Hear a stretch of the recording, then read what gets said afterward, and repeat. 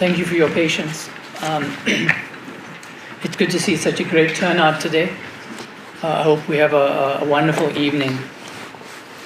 On behalf of the Department of Religion Studies and the Department of Philosophy here at the University of Johannesburg, I welcome you to today's discussion, Exploring Religious Belief, a Muslim Atheist Conversation. You will have noted that we are envisioning today's event as a conversation, a discussion, not a debate per se. We find ourselves in an academic setting, and the purpose of this singular space, the academy, is to foster good faith conversations, often difficult ones, about life's deepest and most important questions. This is where we can engage in free and open dialogue in the spirit of seeking. I don't know how to get the light. In the spirit of seeking truth. That was a spirit there. I don't know how to get the light on. Not imposing our views on others, and certainly not censoring the views of those with whom we disagree. We also find ourselves in Africa, a continent with the rich philosophies around the importance of fostering communal dialogue around matters of great importance. And the matter of religious belief is of great importance, is it not? Indeed, we can consider religion to be that quintessentially human activity of engaging with matters of ultimate importance. But it will not have escaped the attention of anyone in this room that the approaches and answers to these questions widely differ. And where we have such wide divergences, conflict can result, and has resulted time and time again throughout human history. Today we take one small step toward perhaps breaking this cycle, but let us not be naive, it won't be easy. Religious questions arise from the very core of what it means to be human.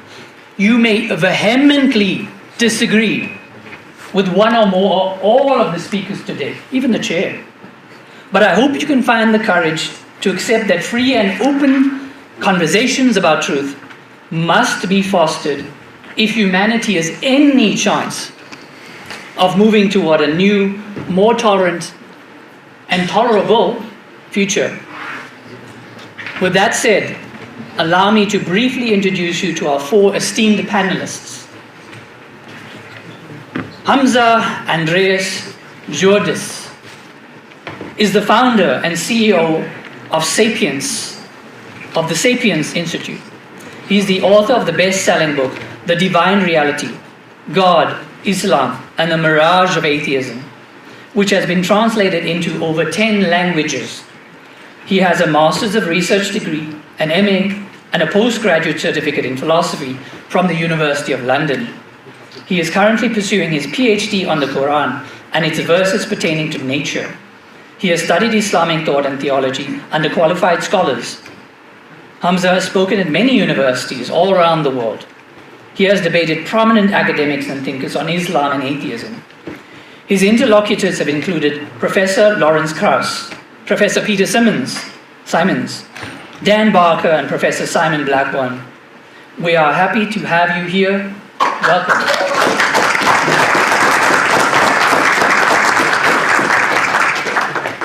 Muhammad Ijab is an author, comparative religionist, and philosopher of religion. He is co-founder of the Sapiens Institute and is a researcher and instructor for the organization. He has a BA in politics and a master's degree in history. He has also acquired a second master's in Islamic studies from the School of Oriental and African Studies. He has also completed a third master's degree in applied theology from the University of Oxford, where he focused on the philosophy of religion in applied settings. He is now doing his PhD in the philosophy of religion on the contingency argument for God's existence. In addition, he has undergone formal training in Islamic studies with a focus on the Quran, prophetic traditions, and legal reasoning. He has completed Islamic seminary courses and has been given formal permission to relay Islamic knowledge on selected Islamic fields. He is one of the very few Muslim public figures who deal comparatively with political, philosophical, and theological issues, and as such has amassed a following of many subscribers on YouTube in English and Arabic. We are happy to have you here. Welcome.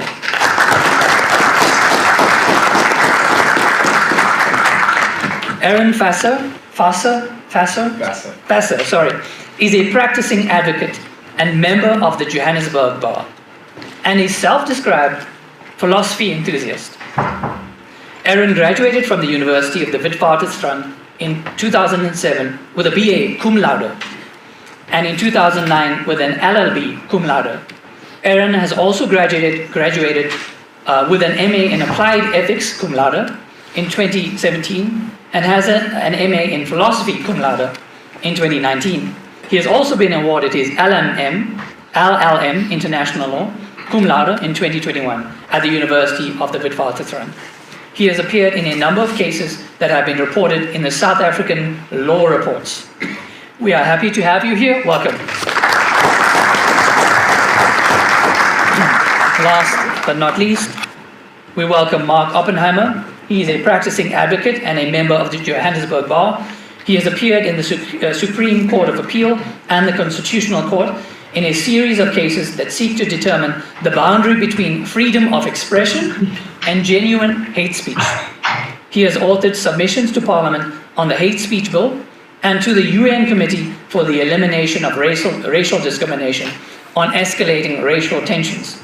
He is co-author of the Conversations About Philosophy book series and hosts the popular philosophy series Brain in a Vat. We are happy to have you here. Welcome.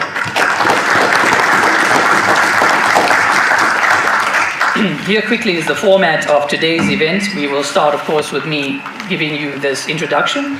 Once I'm done, each of the panelists will present for 15 minutes each. We will then move to an internal discussion amongst the panelists that should go for around 30 minutes.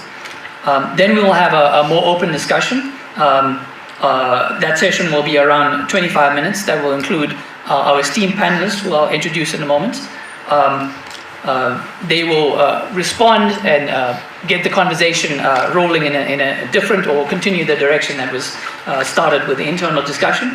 And then we'll let you, the audience, ask questions and comments for around 15 minutes. And may I please ask you to keep it brief and concise and, of course, civil. And we will end with a quick fire round. Each of the panelists can conclude in 1 minute. Just give us your concluding thoughts. I will send you off, but before that we have some gifts for the panelists. Once those gifts are given off, I will thank all of you, and we will all go home hungry. That is my hope. Hungry for more conversations about these matters of vital importance. So with that said, let me introduce you to the panelists, and then we'll get the ball formally rolling. To my left, I have the head of department and senior lecturer in philosophy, Dr. Chad Wynne Harris. Welcome. And then we have Dr. Shahid Mati, senior lecturer at the Department of Religion Studies. Welcome. We are going to go straight into the panel discussion now, which should last us around 40 minutes. And we are going to begin by agreement of the panelists that we will start with Aaron Fasser. So Aaron Fasser, your 15 minutes begin now. We're looking forward to hearing what you have to say about these matters of all importance. Thank you. I would just like to start by thanking the organizers of this event, namely the Philosophy of Religion and the Religious Studies Department at the University of Johannesburg, as well as the Sapiens Institute. It's a great privilege to share the stage with such esteemed, learned interlocutors. Conversations like this are vitally important, not only because the topics that arise are themselves intellectually stimulating, but because they allow us all an opportunity to gain some insight into the worldviews and beliefs of people vastly different from ourselves. This attempt to deepen one's understanding is at the heart of philosophical discourse. The philosopher Gyula Klima captures the nature of what we're doing here tonight, and he sums it up in a quote. Unless one is able to learn to think and live with the concepts of another person and thought objects constituted by them, one will always fail to have a real grasp on the meaning of the other person. This, however, need not mean that people can understand only those persons all whose beliefs they share. What is required for proper understanding is rather the ability to let the other person's beliefs constitute one's own universe of thought objects, trying to achieve a fusion of the horizons. This can be done, however, only in a long dialectical process, which may take adjusting the beliefs of either party. We should not seek sheer winning of a debate, for that is the concern of sophists, but to win over the other to one's belief, and or to be won over to the other's belief, for the sake of what is true and good. But this, of course, requires openness, patience, and respect from both parties. Indeed, this requires that attitude which defines our profession, the love of wisdom. So with that in mind, I'd like to address two aspects in my opening address. The first relates to my understanding of tonight's discussion topic and the concept of rationality. The second relates to my reasons for thinking that atheism is a more rational philosophical position than Islamic theism. The topic for discussion this evening is atheism or Islam, which is more rational. However, what are we to understand by the term rational? There are, broadly speaking, two concepts of rationality that need to be disambiguated. The first is alethic or epistemic rationality, which is concerned with truth tracking, and that set of reasons or justifications which properly bear on the truth or falsity of someone's belief. The second is pragmatic rationality, which is concerned with the utility of a given set of beliefs in achieving a person's stated goals. It is my understanding that the principal concern this evening is in determining whether atheism or Islam is more rational in the alethic or epistemic sense rather than the pragmatic sense. Accordingly, I understand this evening's topic is about whether there is greater epistemic reason to believe that atheism or Islamic theism is true. So why do I believe that atheism is true? Before I can do that, I need to get some definitions on the table so that we're all clear about what we're talking about. By God, I understand to be the single, necessary, transcendent, supernatural, immaterial, non-physical person that exists that is to say, independently, and is essentially omniperfect. He's omnipotent, omniscient, omnibenevolent, and thus worthy of worship, and who is the creator, designer, and sustainer of the natural world. Atheism is the thesis that the proposition God exists is false. Theism is the thesis that the proposition God exists is true. Naturalism is the thesis that the proposition only the natural world exists is true.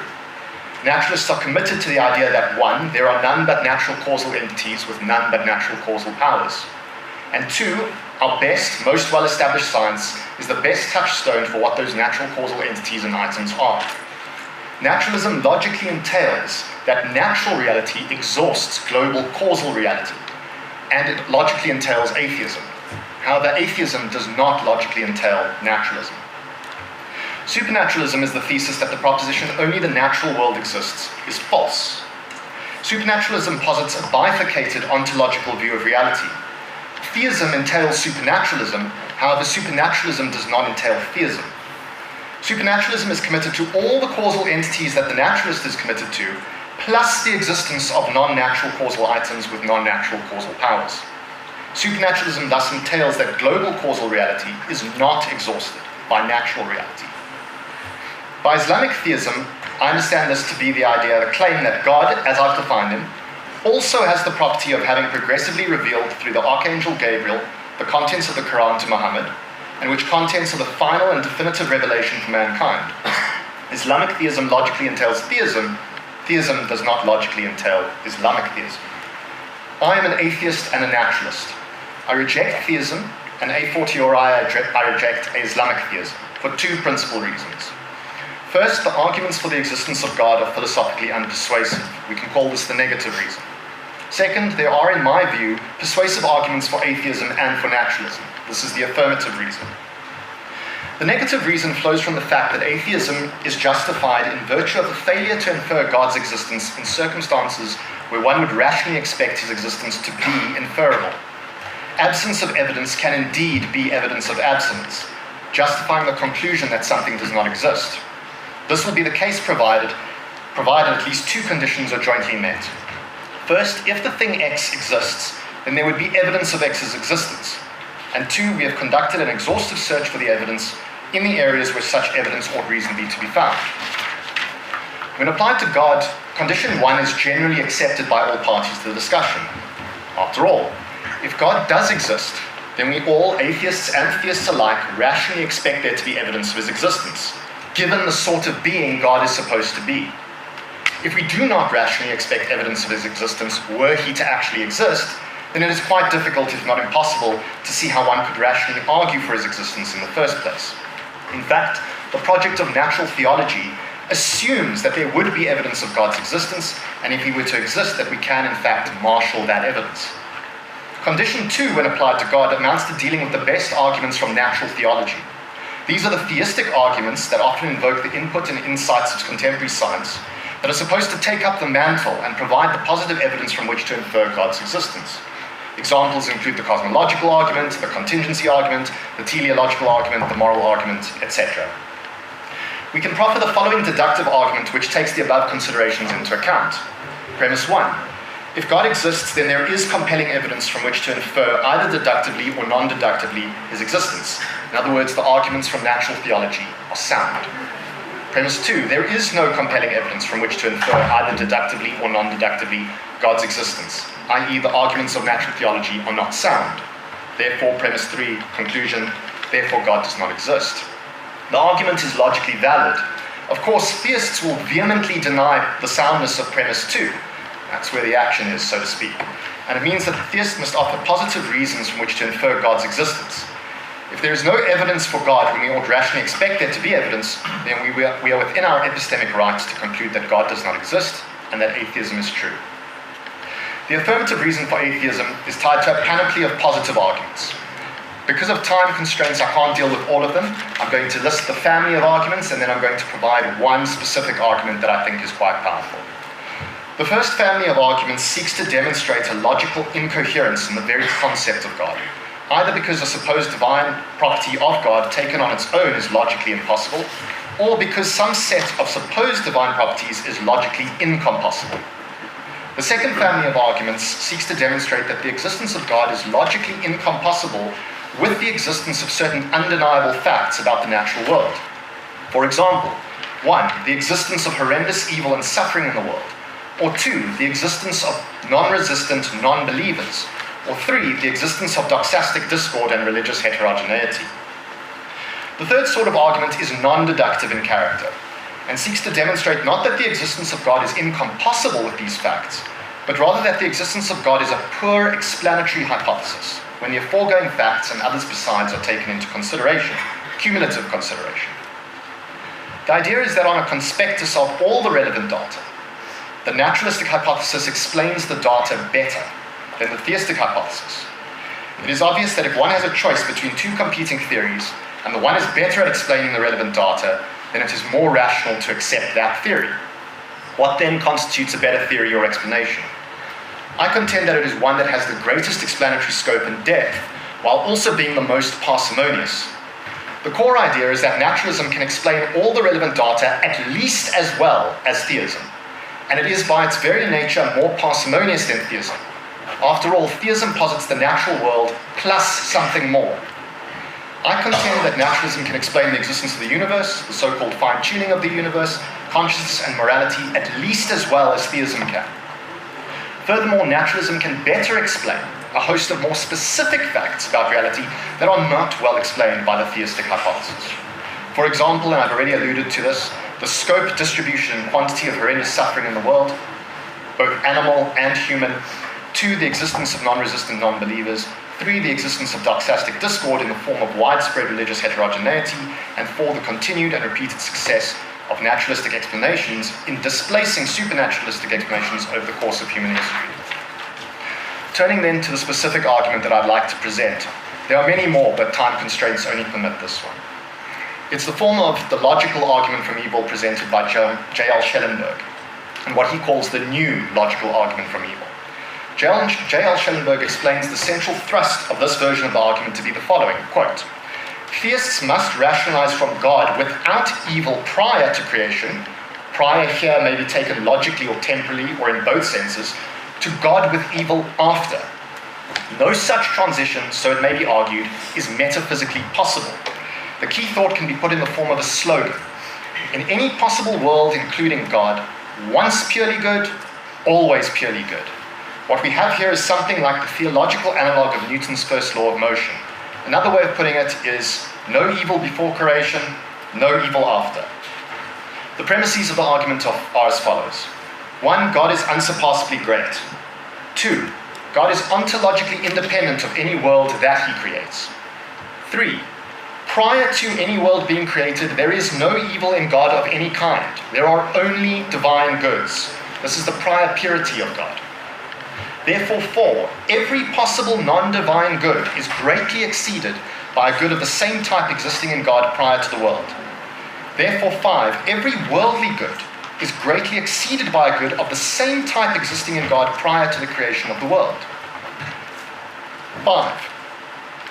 Therefore, every worldly good, 6. All goods found in God prior to the world are pure goods. They are goods that exist without any evil whatsoever. 7. Therefore, every worldly good is greatly exceeded by a pure good of the same type existing in God prior to the existence of the world. Therefore, 8. Every worldly good that may permit or require evil is greatly exceeded by a pure good of the same type existing in God prior to the world. Therefore, 9. If every worldly good that permits or requires evil is greatly exceeded by a pure good of the same type existing in God prior to the world, then any world containing goods permitting or requiring evil is greatly exceeded by any world modeling the corresponding pure goods in God. Therefore, 10. Any world containing goods permitting or requiring evil is greatly exceeded by any world modeling the corresponding pure goods in God. This would be a greater world. God can ensure the existence of such greater worlds and can do so limitlessly. Therefore, if A, any world containing goods permitting or requiring evil is greatly exceeded by a world modeling the corresponding pure goods in God, and B, the existence of greater worlds can limitlessly be ensured by God, then for any world X that requires or permits evil, there is some greater world Y that models pure goodness in God, such that God has no good reason or justification to create X rather than world Y. For any world X that requires or permits evil, there is some greater world Y that models pure goodness in God, such that God has no good reason or justification to create world X rather than world Y. Therefore, 14. If for any world X that requires or permits evil, there is some greater world Y that models pure goodness in God, such that God has no good reason or justification to create X rather than Y, then God has no good reason or justification to permit evil in the world. 15. Therefore, God has no good reason or justification to permit evil in the world. 16. But if there is evil in the world, then God has good reason or justification to permit evil in the world. 17. Therefore, there is no evil in the world. 18. However, as we all know, there is evil in the world. 19. The conclusion. Therefore, there is both evil and not evil in the world, which is a contradiction. As J.L. Schellenberg concludes, having derived this contradiction in the way that we have, it follows that the conjunction of the three commitments of theism mentioned at the beginning of the discussion, unsurpassable greatness, ontological independence, and prior purity, are logically consistent with a fourth undeniable fact, namely the existence of evil in the world.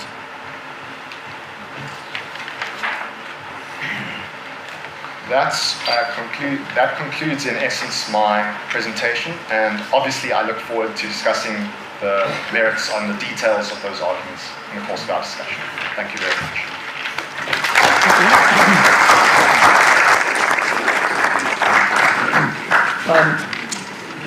Next, as per agreement of the panel, we will hear from Mohammed Hijab. Let me just stop that, restart. Please go ahead. Let's suppose there is no God. Let's suppose there is no omniscient one, no omnipotent one, no all-knowledgeable one, no all-powerful one, no necessary being. Let's suppose, no problem. What do we have? What are the explanations that we have? That the universe came from nothing. But we know from nothing, nothing comes, because nothing is the absence of something. that the universe is self-generated. But we know that that's a contradiction, because the universe cannot generate itself, exist and not exist at the same time. So what do we know? What do we know? We know there exists a universe. We know I exist. We know you exist. We know Oppenheimer exists. And Faisal exists. And hopefully there's not going to be explosions today. Except of the argument that we've just heard. And I will say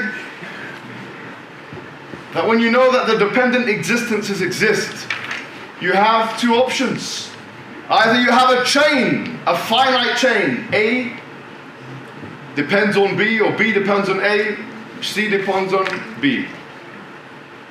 In which case A is the beginning of that chain. We, the Muslims, call that the necessary being, the independent one, God. Obviously the atheist cannot subscribe to that theory. Let's move away from that one, please. So what do we have left? We have an infinite chain. An infinite chain of dependent things. But an infinite chain of dependent things is an absurd proposition. The reason being, because if this was actualized in the actual world, for example, through an infinite amount of multiverses, then it would imply that the inexhaustible has been exhausted. The unlimited has been limited, which is a contradiction, which is absurd. It would also imply that infinite sets exist within infinite sets, which means that the part is equivalent to the whole, but the part is defined by most mereologists as a portion of the whole, which is an absurdity itself and a contradiction. So let's suppose God doesn't exist. What can you atheists actually present and put on the table? You've got nothing. And the best Mr. Faisal could actually put to the table is to say, naturalism can explain just as well, he says. He's not even trying to say it's better. He's trying for equality. He's got a Nelson Mandela approach to the situation.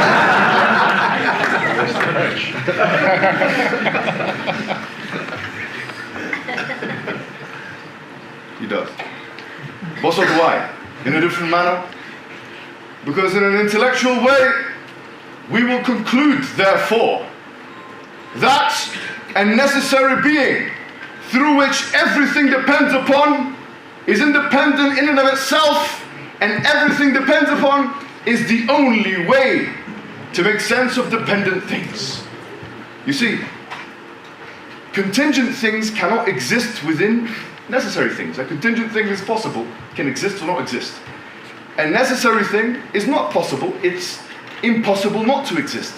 In other words, contingencies cannot exist within necessities. The existence of dependent things, the existence of this young man here, the handsome one, and Oppenheimer. His forefathers led to a lot of people's non-existence. Not your forefathers, but you know, the other Oppenheimer. Their existence indicates without shadow of a doubt that a necessary being is required. So what kind of necessary being is this? We know I'm different to him, and we know he's different to him, and we know you're different to him. Differentiation indicates possibility and contingency.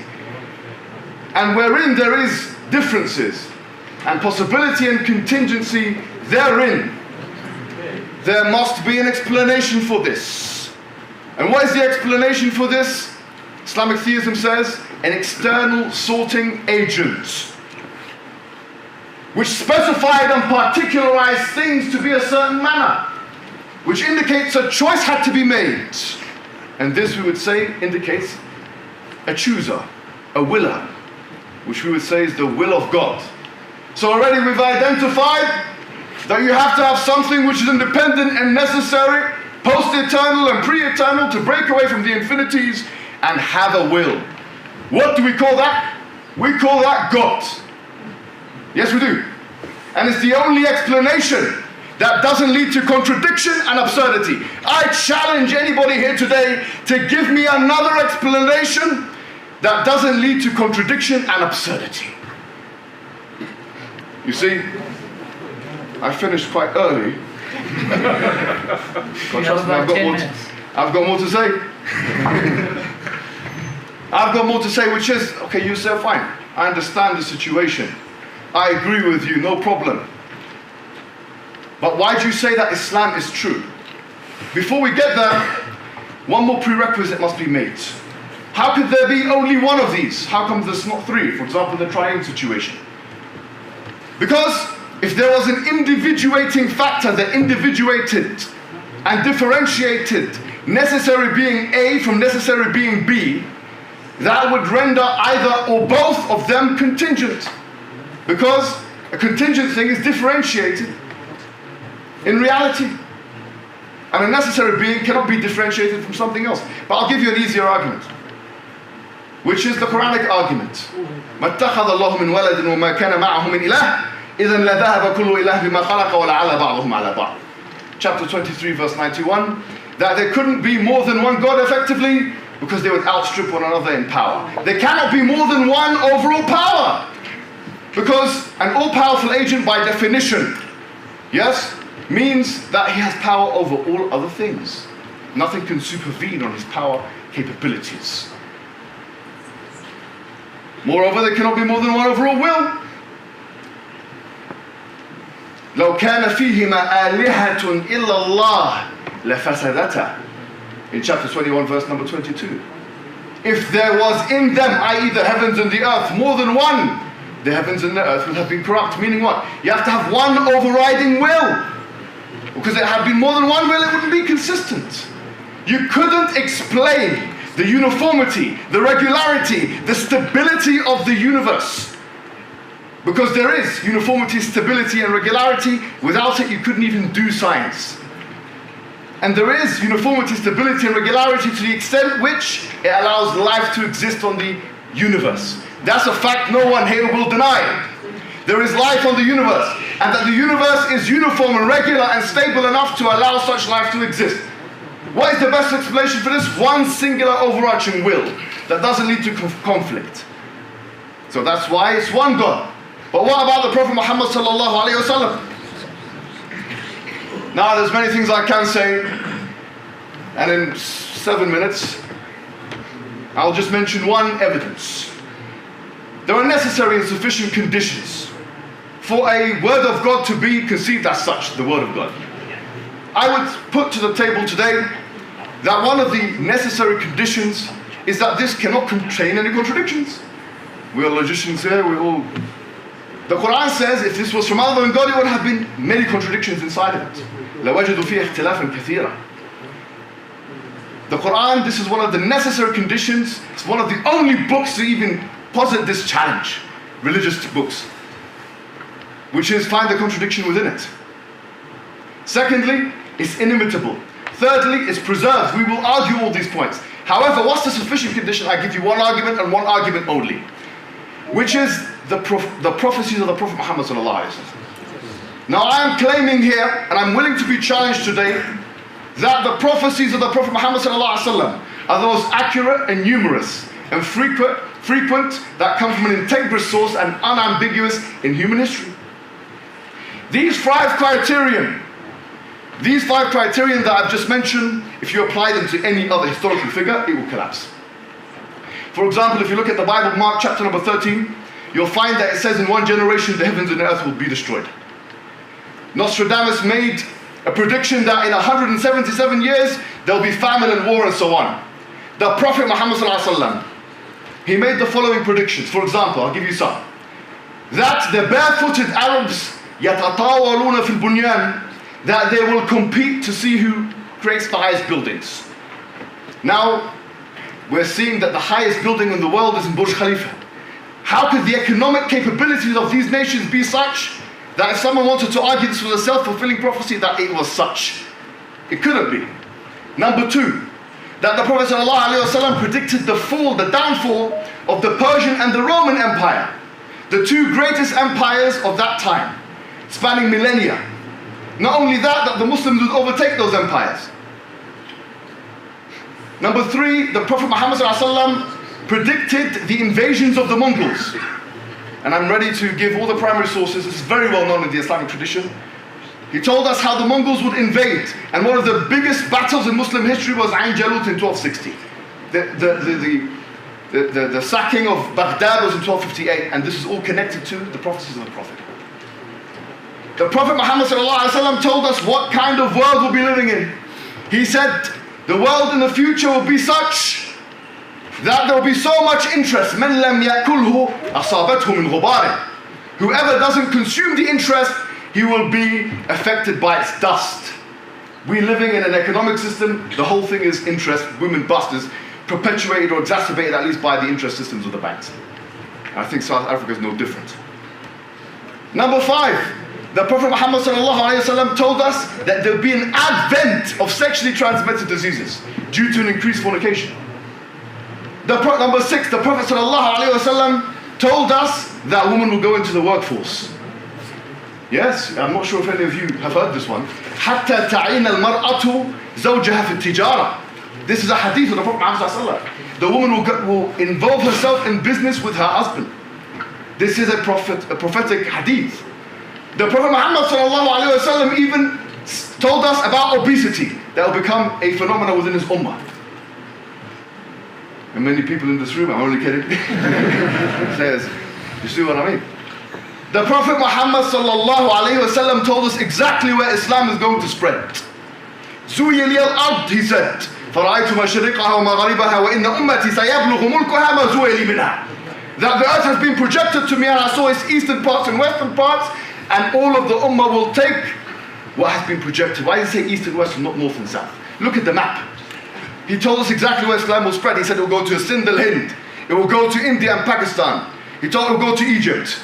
He told us it will go to Asham, Jordan and Lebanon and these countries. Yemen. How could somebody get this so right? There's been no figure in human history who has predicted with such frequency and unambiguity the events of the future as Muhammad sallallahu alayhi wa sallam.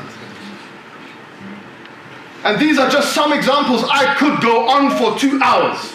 And books have been written. Volumes, voluminous books have been written. Encyclopedic, compendious, voluminous books have been written on the issue. I'm not going to talk about that today. I've just given you as much as you need. Now to respond to my interlocutor quickly. He's talking about the problem of evil. He had 2 arguments effectively. One of them was disagreement, religious disagreement. Effectively, and I don't want to straw man and make it correct, saying the existence of religious disagreement means there's no God. What the hell is this? Sorry to say. وَلَوْ شَاءَ رَبُّكَ لَجَعَلَ النَّاسَ أُمَّةً وَاحِدًا. Quran says, if Allah wanted, He could have made the people one people. وَلَا يَزَالُونَ مُخْتَلَفِينَ. And they are in fact continually disagreeing. وَلِذَلِكَ إِلَّا مَنْ رَحِمَ رَبُّكَ. Except for who Allah has rahmah on. وَلِذَلِكَ خَلَقَهُمْ. And that's the reason why He created them in the first place. He created you as a test, my friend, to see of you which is going to be good and bad. وَلِذَلِكَ خَلَقَهُمْ. This is no argument against us. This is actually in line with God's wisdom and mercy. And He says evil, the problem of evil, which we've heard 1,000 times before. I disbelieve in evil. How about that? I believe evil is privation. I don't believe evil is substratum. Put evil under a microscope. Atheists, tell me where evil is. Evil is privation, is the lacking of God's goodness. That's what I say evil is. Tell me where evil is. Let me use empirical value judgment to show where the substance of evil is. Evil doesn't exist. How about that? As an atheist, you don't believe in God, but you believe in evil. But you can't put evil under a microscope empirically. What ontological status does evil have? How can you use the existence of non-existence to try and disprove the existence of the necessary existence? It's a waste of time. And we've got 20 seconds here. And in that time, I will just recite Quran. قُلْ هُوَ اللَّهُ أَحَدٌ, which is, say He's Allah, one and only, Allahu Samad. The one who everyone depends upon, He depends upon nothing. لَمْ يَلِدْ وَلَمْ يُولَدْ. He begets not, nor is He begotten. وَلَمْ يَكُنْ لَهُ كُفُوًا أَحَدٌ. There's nothing like Him. جزاكم الله خير.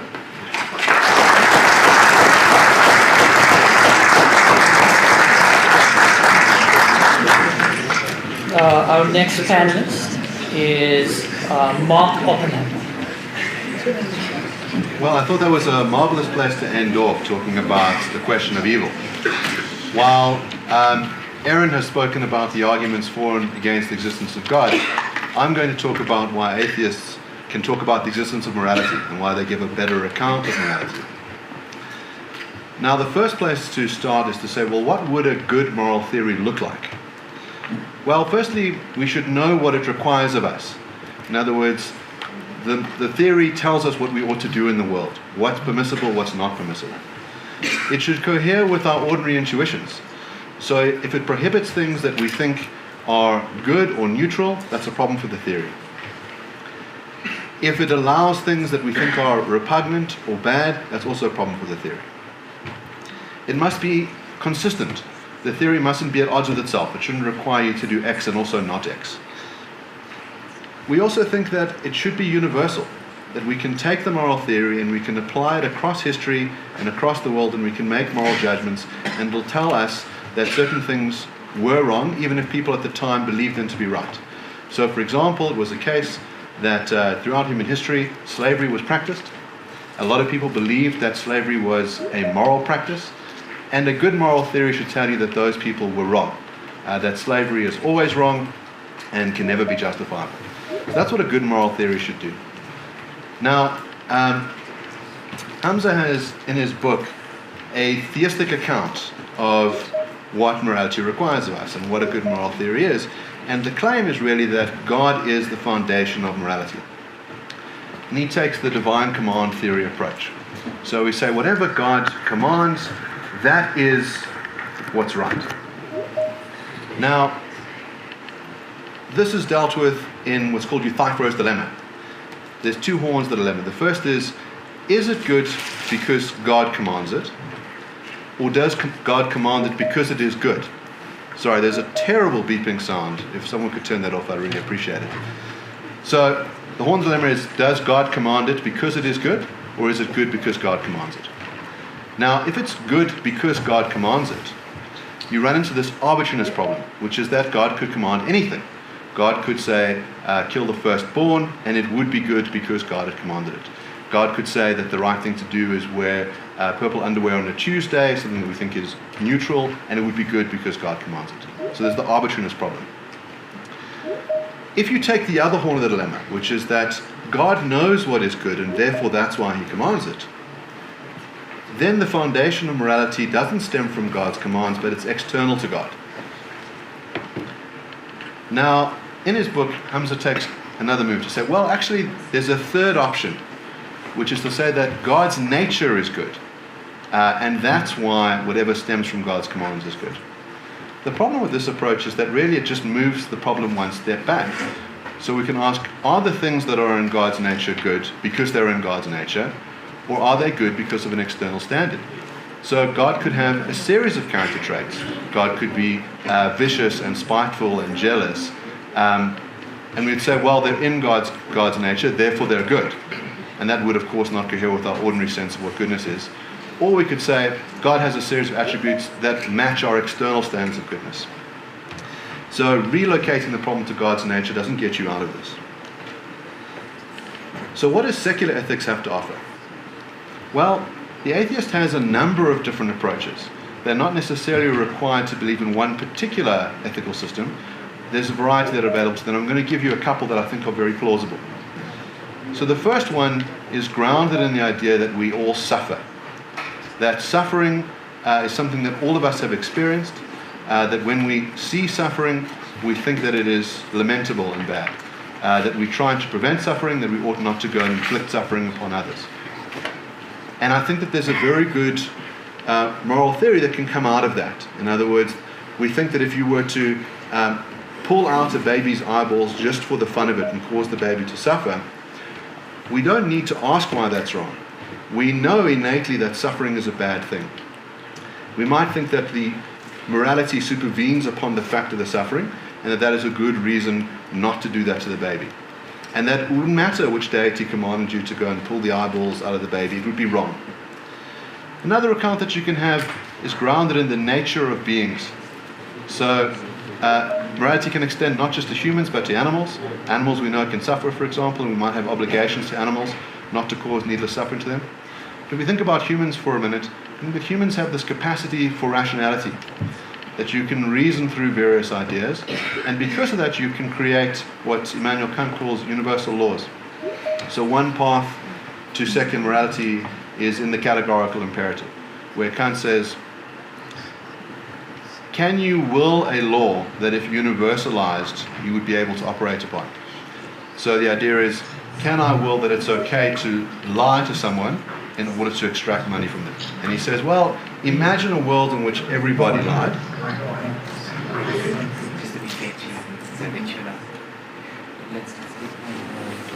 Just some. We're going to stop for... Sure. Sorry, we're trying to...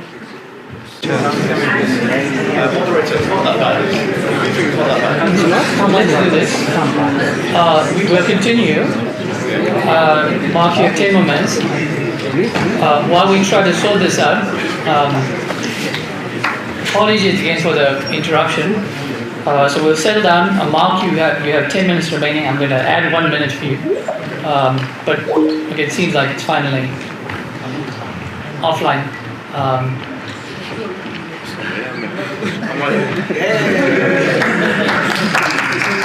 Well, as a demonstration of my point that suffering is bad. So that's our first secular account, that the presence of suffering is bad, it is an evil and condemnable, and you can build a moral theory based on the presence of suffering, that you ought not to cause it to other people, that you ought to try and alleviate it when you see it. And thank you so much for alleviating that suffering that we've all been enduring for the last 10 minutes. Here's a second account that you can have, which is sourced in rationality. So Immanuel Kant comes up with the categorical imperative. So the idea is that there are universal laws that can guide us, that tell us what we ought to do and what we ought not to do. So for example, if you have the maxim that it is okay to lie to someone in order to cheat them out of money, Kant says, well, you need to universalize the maxim. So imagine a world in which everybody lied to everybody else in order to deceive them into handing over money. What would happen in such a world? No one would believe each other, no one would hand over the money. So the maxim would fail. So just through the process of rationality, you can see that you cannot will such a law into existence, which is that it's okay to lie in order to extract money. John Rawls has a contemporary account of how you can source morality. So imagine this case. You're lying in a hospital bed, you're covered head to toe in bandages, and you've got quite a severe case of amnesia. So you can't recall your sex, your race, your faith, but you have a basic understanding of economics and history. Doctor walks into the room and he says, I'm going to give you a once-in-a-lifetime opportunity. I'm going to let you set the rules for the world that you step into. But you've got to set the rules first before I take off the bandages. And so you think, I need to act in my own self-interest. So what if I introduced a rule that men have more power than women, or that whites ought to get more property than blacks? Well, maybe if I take off the bandages, I'll wind up being a black woman. So I wouldn't produce such a rule. And so he thinks under this veil of ignorance that you will then generate a set of rules that we track common sense morality.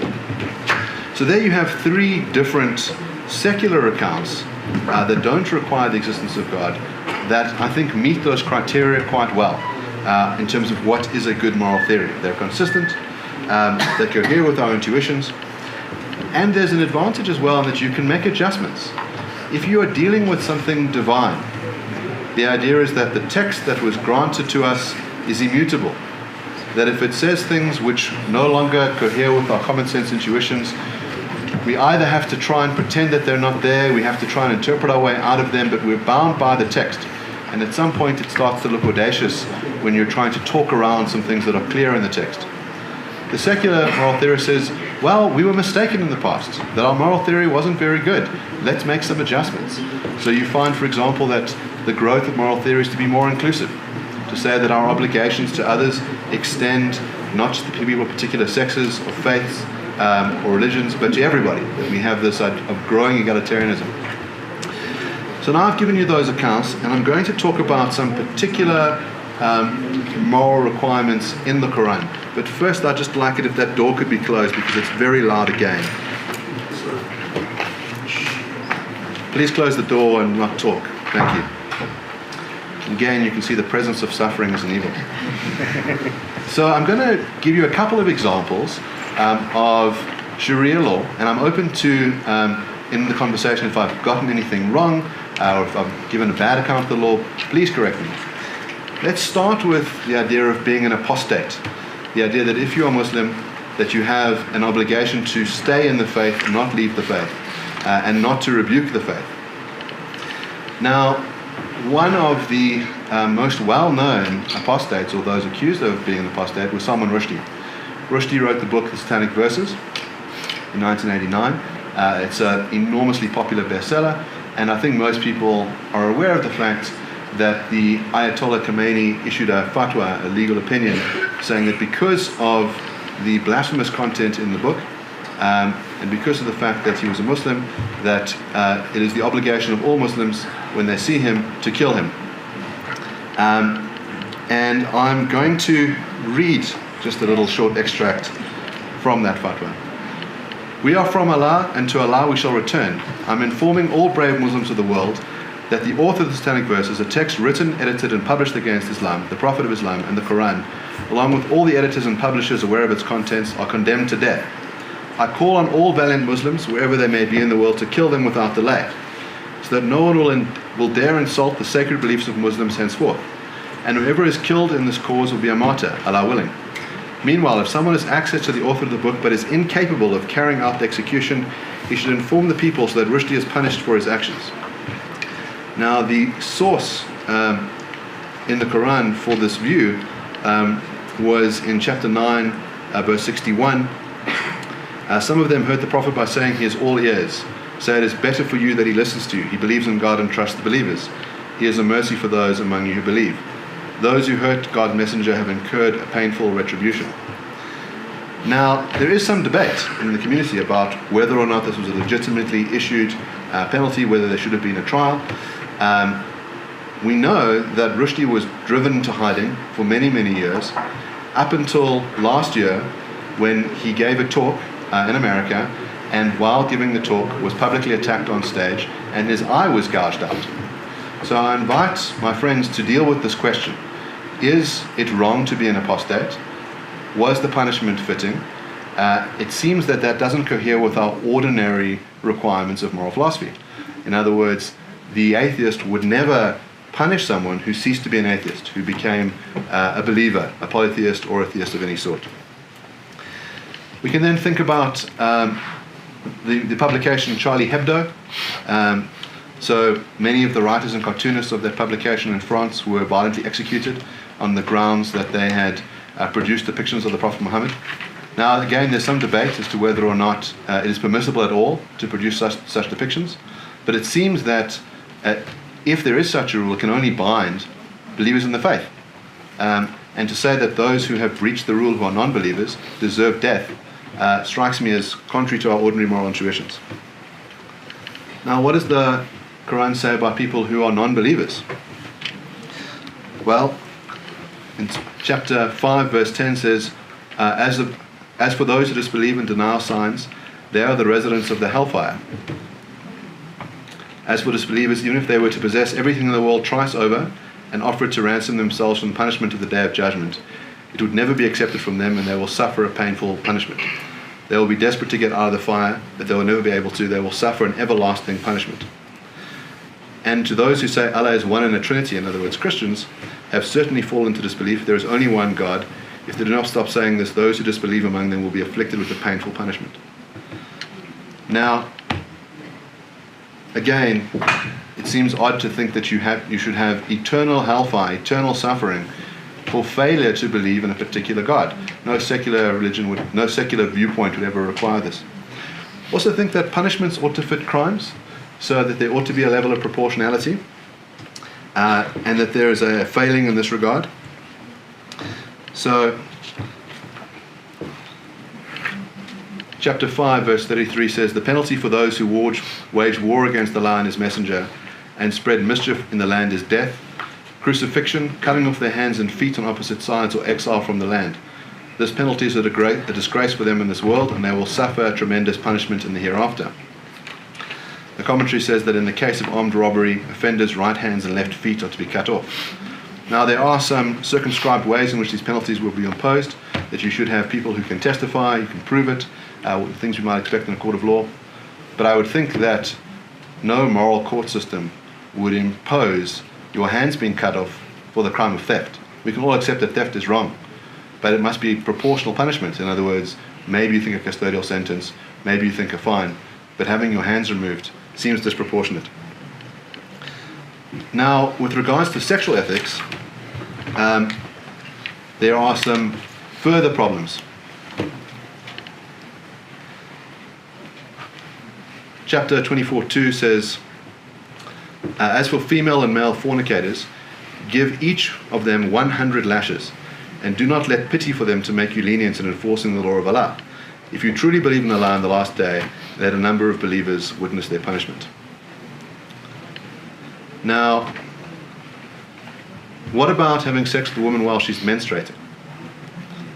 The commentary on it's 4:16 says that one who goes into a woman in menstruation or in her anus or goes to a soothsayer and accepts his statement relating to the unknown, then such people have rejected what is revealed to Muhammad. As for a fixed punishment for this evil act, there is a difference of opinions among Muslim jurists, details of which are available in the books of fiqh. Nevertheless, the nature of such punishments reported by them is as severe as it can be, such as burning into fire, bashing under a wall felled over, throwing down from a height, stoning and beheading with the sword. Now, what about homosexuality? Well, again, this is condemned, and the idea is that it is deserving of death. Now, it's not just theoretically deserving of death, that it is practiced in a number of countries that have Sharia law, that gay people are executed. Now, one line is to say, well, it's okay to be gay, we just have a problem with the act of homosexuality.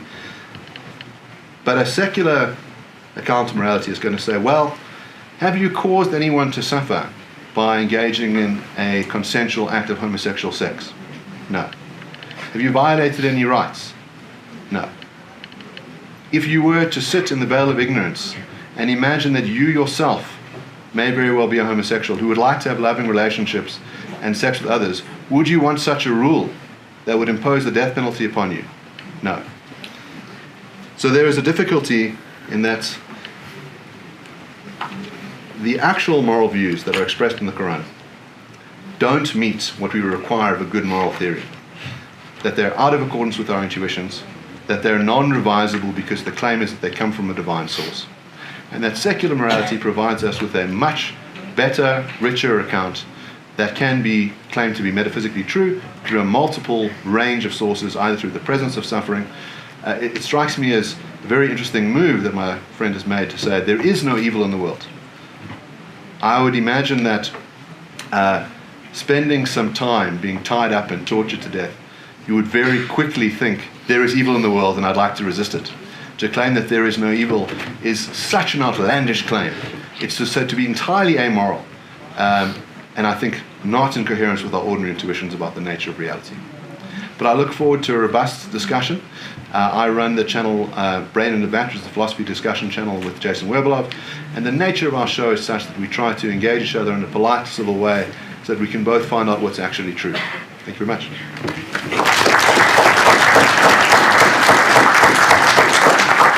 Thank you. Our final esteemed panelist is Hamza Jordis. Go ahead.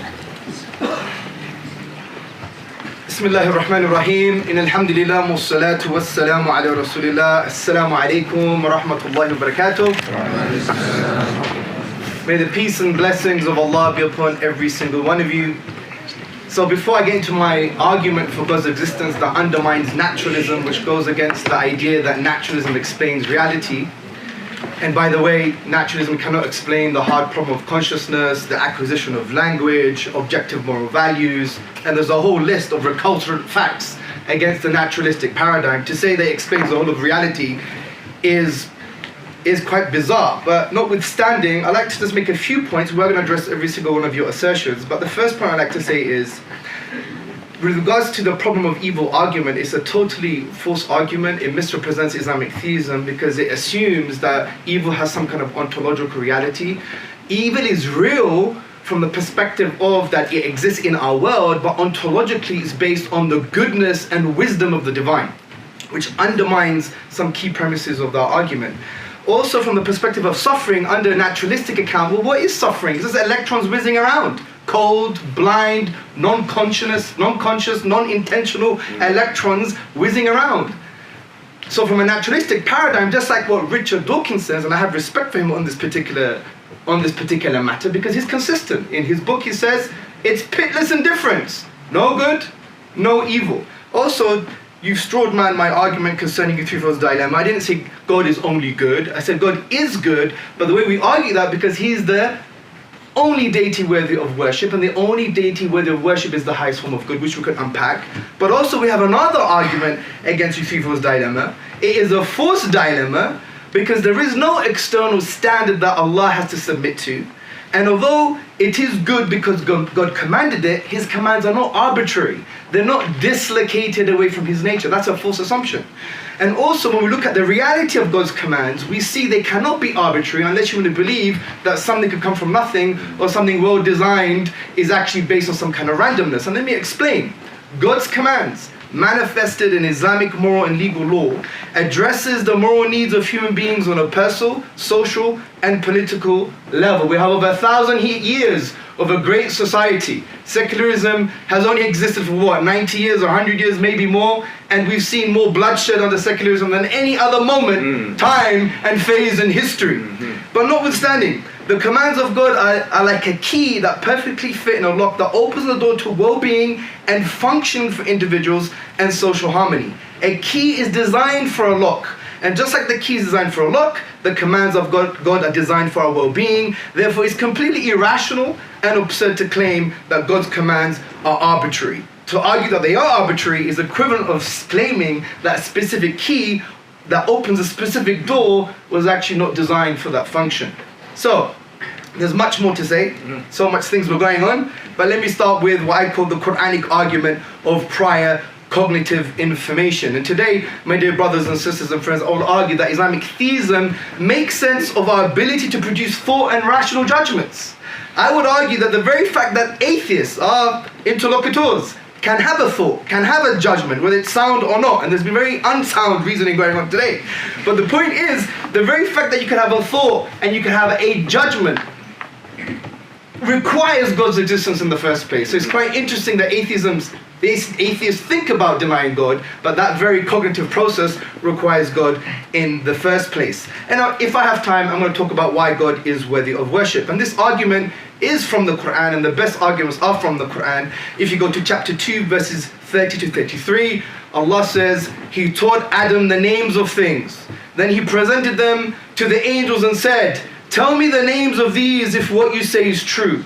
They replied, glory be to you. You have no knowledge except what you taught us. You are truly the all-knowing, the wise. Allah said, O Adam, inform them of the names. Then when Adam did, Allah said, did I not tell you that I know the secrets of the heavens and the earth, and I know what you reveal and what you conceal? And the exegetical understanding of this is not just names, but it's concepts, natures, realities, and properties of things. So here's the argument. And by the way, this argument has been taken from my friend and my teacher, Dr. Safruk Chowdhury. He's a well-known academic, and he actually published a paper on this particular topic. So here are the premises. Number one, prior cognitive information is necessary for humans to formulate judgments about things. Number two, the ultimate source of prior cognitive information is either from a human, a non-human, animal, an inanimate object, natural selection, chance, or a non-natural source. Number three, the ultimate source of prior cognitive information cannot be from a human, a non-human animal, an inanimate object, natural selection, or chance. Four, which is the conclusion, it must be from a natural source. And we have two more conclusions. Five, the most plausible non-natural source for prior cognitive information must be a transcendent agent cause that has the property of omniscience, life, and intelligence. And it finally follows, conclusion 6, the non-natural agent cause in 5 that we just mentioned makes sense of the God of Islamic theism. Now here's some preliminary points. The argument that I'm producing today is not claiming that necessarily at every historical stage of human development that it required some kind of supernatural pedagogical agent. I'm saying that the original human required that prior cognitive input. And this is very important. It's like a causal argument, a first causal argument from a prior cognitive input perspective. Also, the premises that I have unpacked, they're not kind of something that naturalists would necessarily disagree with, because we even have in the empiricist and nativist debate a discussion of kind of an innate cognitive apparatus with some kind of linguistic cognitive biases. Now, even the empiricists agree that you do require some nativism, but they're not as extreme, if you like, as the nativists themselves. Also, and just to repeat, we're talking about the initial human being requiring that pedagogical source that gave the prior cognitive information that is required for us to have judgments and thoughts. So let's go back to premise 1 to unpack. Prior cognitive information is necessary for human beings to formulate judgments about things. Now, the capacity to think, the capacity to have thoughts and to have rational judgments or unsound and sound judgments, you require at least 4 conditions. A reality external to the agent, or a perceived reality. Number 2, sense faculties that sense the reality. Number 3, a properly functioning brain that differentiates the sense reality. And 4, prior cognitive information. If any of these conditions are absent, you cannot have thought, you cannot have judgment. And also, you have to have prior cognitive information in some sense to be able to link that prior cognitive information to that sense reality in order to have a thought and a judgment. Without that, all you're going to have is sensation and sensation and sensation. You're not going to have thought or any form of judgment and adequate cognition. And we can unpack that in the Q&A. Premise number 2. The ultimate source of prior cognitive information is either from a human, non-human animal, inanimate object, chance, natural selection, or a non-natural source. So let's go to human beings. Well, the prior cognitive information that is necessary for thinking could not have come ultimately from another human being. Why? Because we could ask, where did that human being get that prior cognitive information from? And to continue that chain, you have an absurdity of an infinite regress. Non-human animals. Well, we'll be hard-pressed to give examples of an intelligent account of how a non-human animal species could have meaningfully interacted with human beings based on some pedagogical setup or approach. It might exist in the future with some postmodern secular ethics. We'll be marrying animals soon. That's what happens when you change your ethics based on your own desires and your forced understanding of suffering. But the point is, we don't have that setup at the moment, and God forbid it happens in the future. And if it were true that some kind of animal gave us that prior cognitive information or input, well, at the end of the day, it goes back to the regress problem. Where did that animal get that prior cognitive information from? And we know that the infinite regress is absurd, therefore this is not an adequate explanation. What about inanimate objects? Well, inanimate objects do not have cognitive abilities or functions or the ability to teach, instruct, or pass on cognitive information. Just like under naturalism, you can't adequately explain language development. You can't adequately explain the fact that we have inner subjective conscious experiences, because fundamentally under this physicalist reality, it's just blind, cold, non-intentional processes. And at the end of the day, when you have blind, cold, non-intentional processes, you have to now start to explain how we could develop language, how we could develop cognition, how we could develop inner subjective conscious experience. And that is going to be interesting debate. So inanimate objects fail. What about 4, chance? Well, let's cite Dr. Safrak Chowdhury, because he actually gives a beautiful undercutting defeater to this possibility. He says, the major problem with this possibility is that it's not remotely clear how chance can do anything. Chance is not metaphysically a thing, an entity. It has no being and is not a cognizing potency or power. It is a term that is inadvertently endowed with a creative power and efficacy. In fact, for chance to be a candidate for inputting prior cognitive information would be to granted an all-pervasive power reserved only for something that we would describe as living. To do this, however, is to commit the fallacy of rarefication, which consists of attributing concrete characteristics to something non-concrete or abstract. By arguing that chance did X, created Y, and selected Z, obscures something deeply taking place, and that is making chance a cause when it is mere mathematical possibilities in abstracto. In effect, to attribute chance as a cause for originating prior cognitive information is tantamount to saying nothing originated prior cognitive information. What about natural selection? Well, this fails because there is no necessary link between survival, reproduction, and the ability to even have thoughts and sound or unsound judgments. Look at cockroaches. They survive, they reproduce, but they're not here talking about the inner dimensions of spirituality or theism and atheism or debating about moral theory. Cockroaches are just cockroaches, and unfortunately we do have the human cockroaches in the world that cause a lot of suffering, and unfortunately many of them have been naturalists and secularists. But nevertheless, and one would also argue that there is no necessary link between survival and production, even having true reliable cognitive faculties. For example, if I'm the first human, or I'm part of the evolutionary chain, I'm one of your ancestors that walk into a jungle and I have the false belief based on the unreliable cognitive faculties that mushrooms are poisonous, I'm going to survive. But is it true that all mushrooms are poisonous? Of course not. Now the atheist may retort and say, what about evolutionary reliabilism? This is the view that it's more likely for natural selection to select traits that formed cognitive faculties that were reliable and produced true beliefs over unreliable cognitive faculties that produce false beliefs. However, I will reply by saying, where's your evidence? Why the epistemic privilege? Why?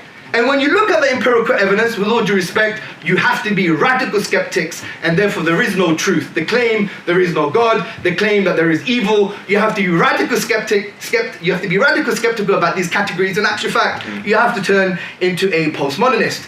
Now the reason I'm saying this is because when you look at the works of James Sage and many others, and you look at cognitive science today, they're saying that having true empirical perceptions is not conducive to survival and production. So we have to have false perceptions or not totally accurate perceptions. Also, the very fact that you think that you have to have true beliefs that are reliable, and we were developed that way, and selective forces selected those traits is completely incoherent. Why?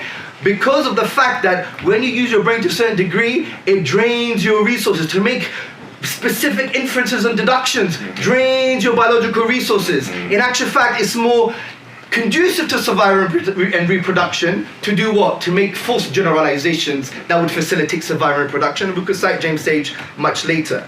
So, conclusion number 4. Therefore, it must be from something non-natural. Since all the possible naturalistic explanations to explain prior cognitive information fail, the reasonable conclusion is that to explain prior cognitive information is to cite a non-naturalistic explanation. And the non-naturalistic explanation, and this is the conclusion 5 and 6, is that it has to be a non-natural transcendent agent that has the property of omniscience, life, and intelligence. Why must it be living? Because an inanimate object does not contain prior cognitive information, and it doesn't have the ability to instruct the prior cognitive information. And a living being is a rational precondition for possessing any pedagogical attributes. As Allah says, Allah, there is no deity except Him, the ever-living, in chapter 2, 255. It must be transcendent. Why? Because it has to transcend the regress, otherwise it will also require prior cognitive information. As Allah says, لَيْسَ كَمِثْلِهِ شَيْءٌ. In chapter 41, verse 11, there is nothing like Him. Also, He must be willing, because this means it must be a kind of being that chooses what it wants to do, so it can willingly select the prior cognitive information relevant to and necessary for human cognitive success or any other functional objective. And a choice indicates a will. As Allah says in the Quran in chapter 76, verse 30, but you cannot will to do so unless Allah wills. And finally, it must be omniscient. This living, willing, transcendent agent cause must possess immense knowledge to endow it to other intelligent bearing agents. It must also consciously select all relevant initial cognitive input and justify that selection. As Allah says in the Quran, surely Allah is all-knowing, all-aware, in chapter 31, verse 34. And this makes sense of the traditional God in theism in general, and also Islamic theism. And finally, conclude, atheism cannot even start to explain the fact that we can think, have thoughts and judgments. They don't have the key to open the door to rationality. Why? Because atheism as philosophical naturalism has already been dealt with in this presentation. Atheism as a form of evolutionary reliabilism has been dealt with in this presentation. Atheism as a form of scientism has also been dealt with in this presentation because naturalist selection fails.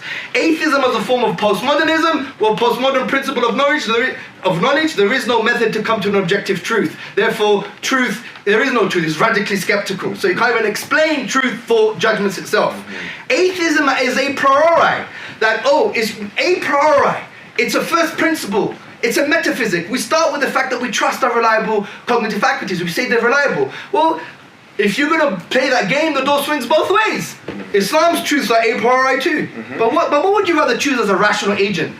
A comprehensive explanation of reality that explains your ability to form judgments, and you could claim that that's a priori, or another so-called a priori that can't even explain our ability to think and form judgments. So brothers and sisters and friends, atheism is a failed project in every shape and form. All manifestations of atheism, it can't even explain our ability to have cognition, to think, to form rational judgments. And at the end of the day, the atheist and physicalist universe just reduces the human being to blind, cold, non-intentional physical processes, and it's all pitless indifference. And I would suggest that interlocutors become more consistent and coherent with their worldview and just say, there is no good, there is no evil, there is no right, there is no wrong. Why is truth a value? Because in the empirical world, it's all valueless anyway. Electrons whizzing around. Thank you very much.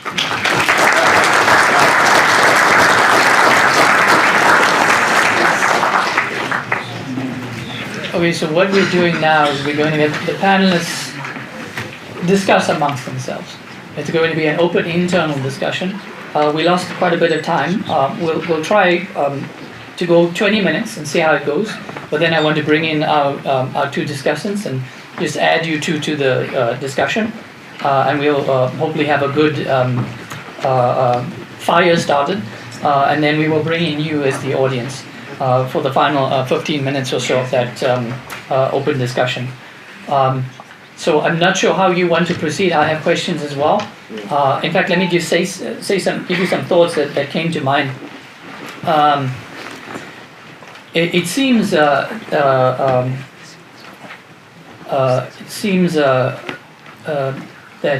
Hamza, that the argument you gave there is trying to undercut the atheistic project, and I've heard this sort of argument before. In fact, I'm working on things similar, not even in a theological setting.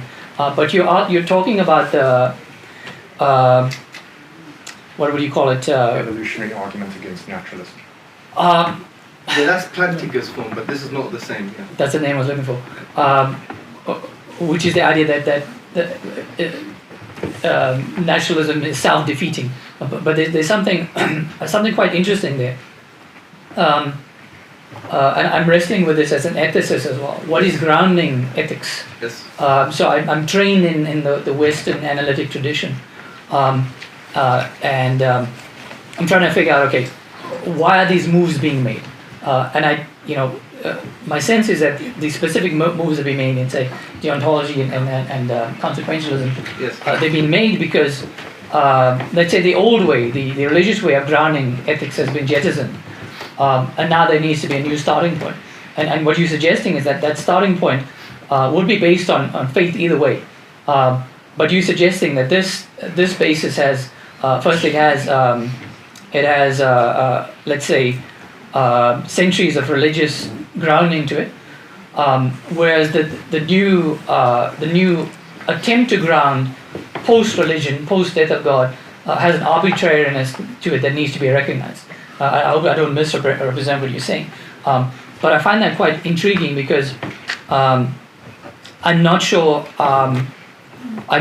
what resources there might be to grapple with what you're saying without accepting the ontology underwriting what you're saying. And this is not just a problem for today's discussion; it's a problem for philosophy in general. of course. Yeah. There's a problem of different ontologies competing with each other, and this is actually something for all of you. One of my I would say concerns coming into the room, that we recognize that there are different ontologies in this room, different cosmologies, right? I hope that I'm multilingual in the sense that I understand ontology underwriting your views, and I can understand ontology underwriting your views. But I think as a first step, we first have to realize that there are these different ontologies. Can I just retort here, because you spent 3 minutes making that point, and we've got 25 minutes for this segment. And I just want to say that when you're talking about morality, and you're talking about Sharia law and all these kinds of things, you mentioned something quite interesting. You said, our ordinary requirements for moral philosophy. You mentioned as well, like you've got deontological ethics, you've got consequentialism or teleological ethics, and then you've got virtue ethics. You pick up a book on ethics, like for example John Mackey, you're going to find this kind of classification. This is a Western classification. You mentioned two men, which are Immanuel Kant and John Rawls, both of which, in a sense, represent the white liberal tradition, both white men from the Western Hemisphere. My question is, why should it be that white men dictate to us what morality is? Have we had enough of this in this country, in a sense that, you know, this is now, to be honest with you, in a veiled sense. If you said our requirements for morality as if we've all subscribed to it, we have a completely different understanding and a completely different ontology. Why have you assumed that the white man is right? What proof that you have that is Immanuel Kant's categorical imperative, or his hypothetical imperative, or John Rawls' veil of ignorance, what you kept mentioning, any of that stuff is true? And what proof do you have that it's objectively true as an atheist? If we can get through this question, then we can talk about Sharia law and the false things that you were saying about it. For example, a woman that's menstruating gets burnt or something like that, or you get burnt by it, or if you have sex with the one that's menstruating, which is not mentioned in any book of fiqh in Islam whatsoever. And you mentioned it's mentioned in the books of fiqh, it's not mentioned in any book whatsoever. Then you mentioned Khomeini, who was an obscure figure. So my question is, as an atheist, you have the audacity to say our requirements of moral philosophy, as if the white man's moral philosophy is all of our moral philosophies. No, we have divine command theory, we have Quran, we have Sunnah, we have our own way of deriving morals. What objective proof do you two have that the deontological ethics of Immanuel Kant and or the veil of ignorance of John Rawls, who's a liberal, both of them are liberal in a sense, and or any of the consequentialist ethics of any of the utilitarian thinkers of the modern day is objectively true? So first of all, I think you play a very dangerous game when you attach secular ethics to race, and you rob people who are of many races of their human rights.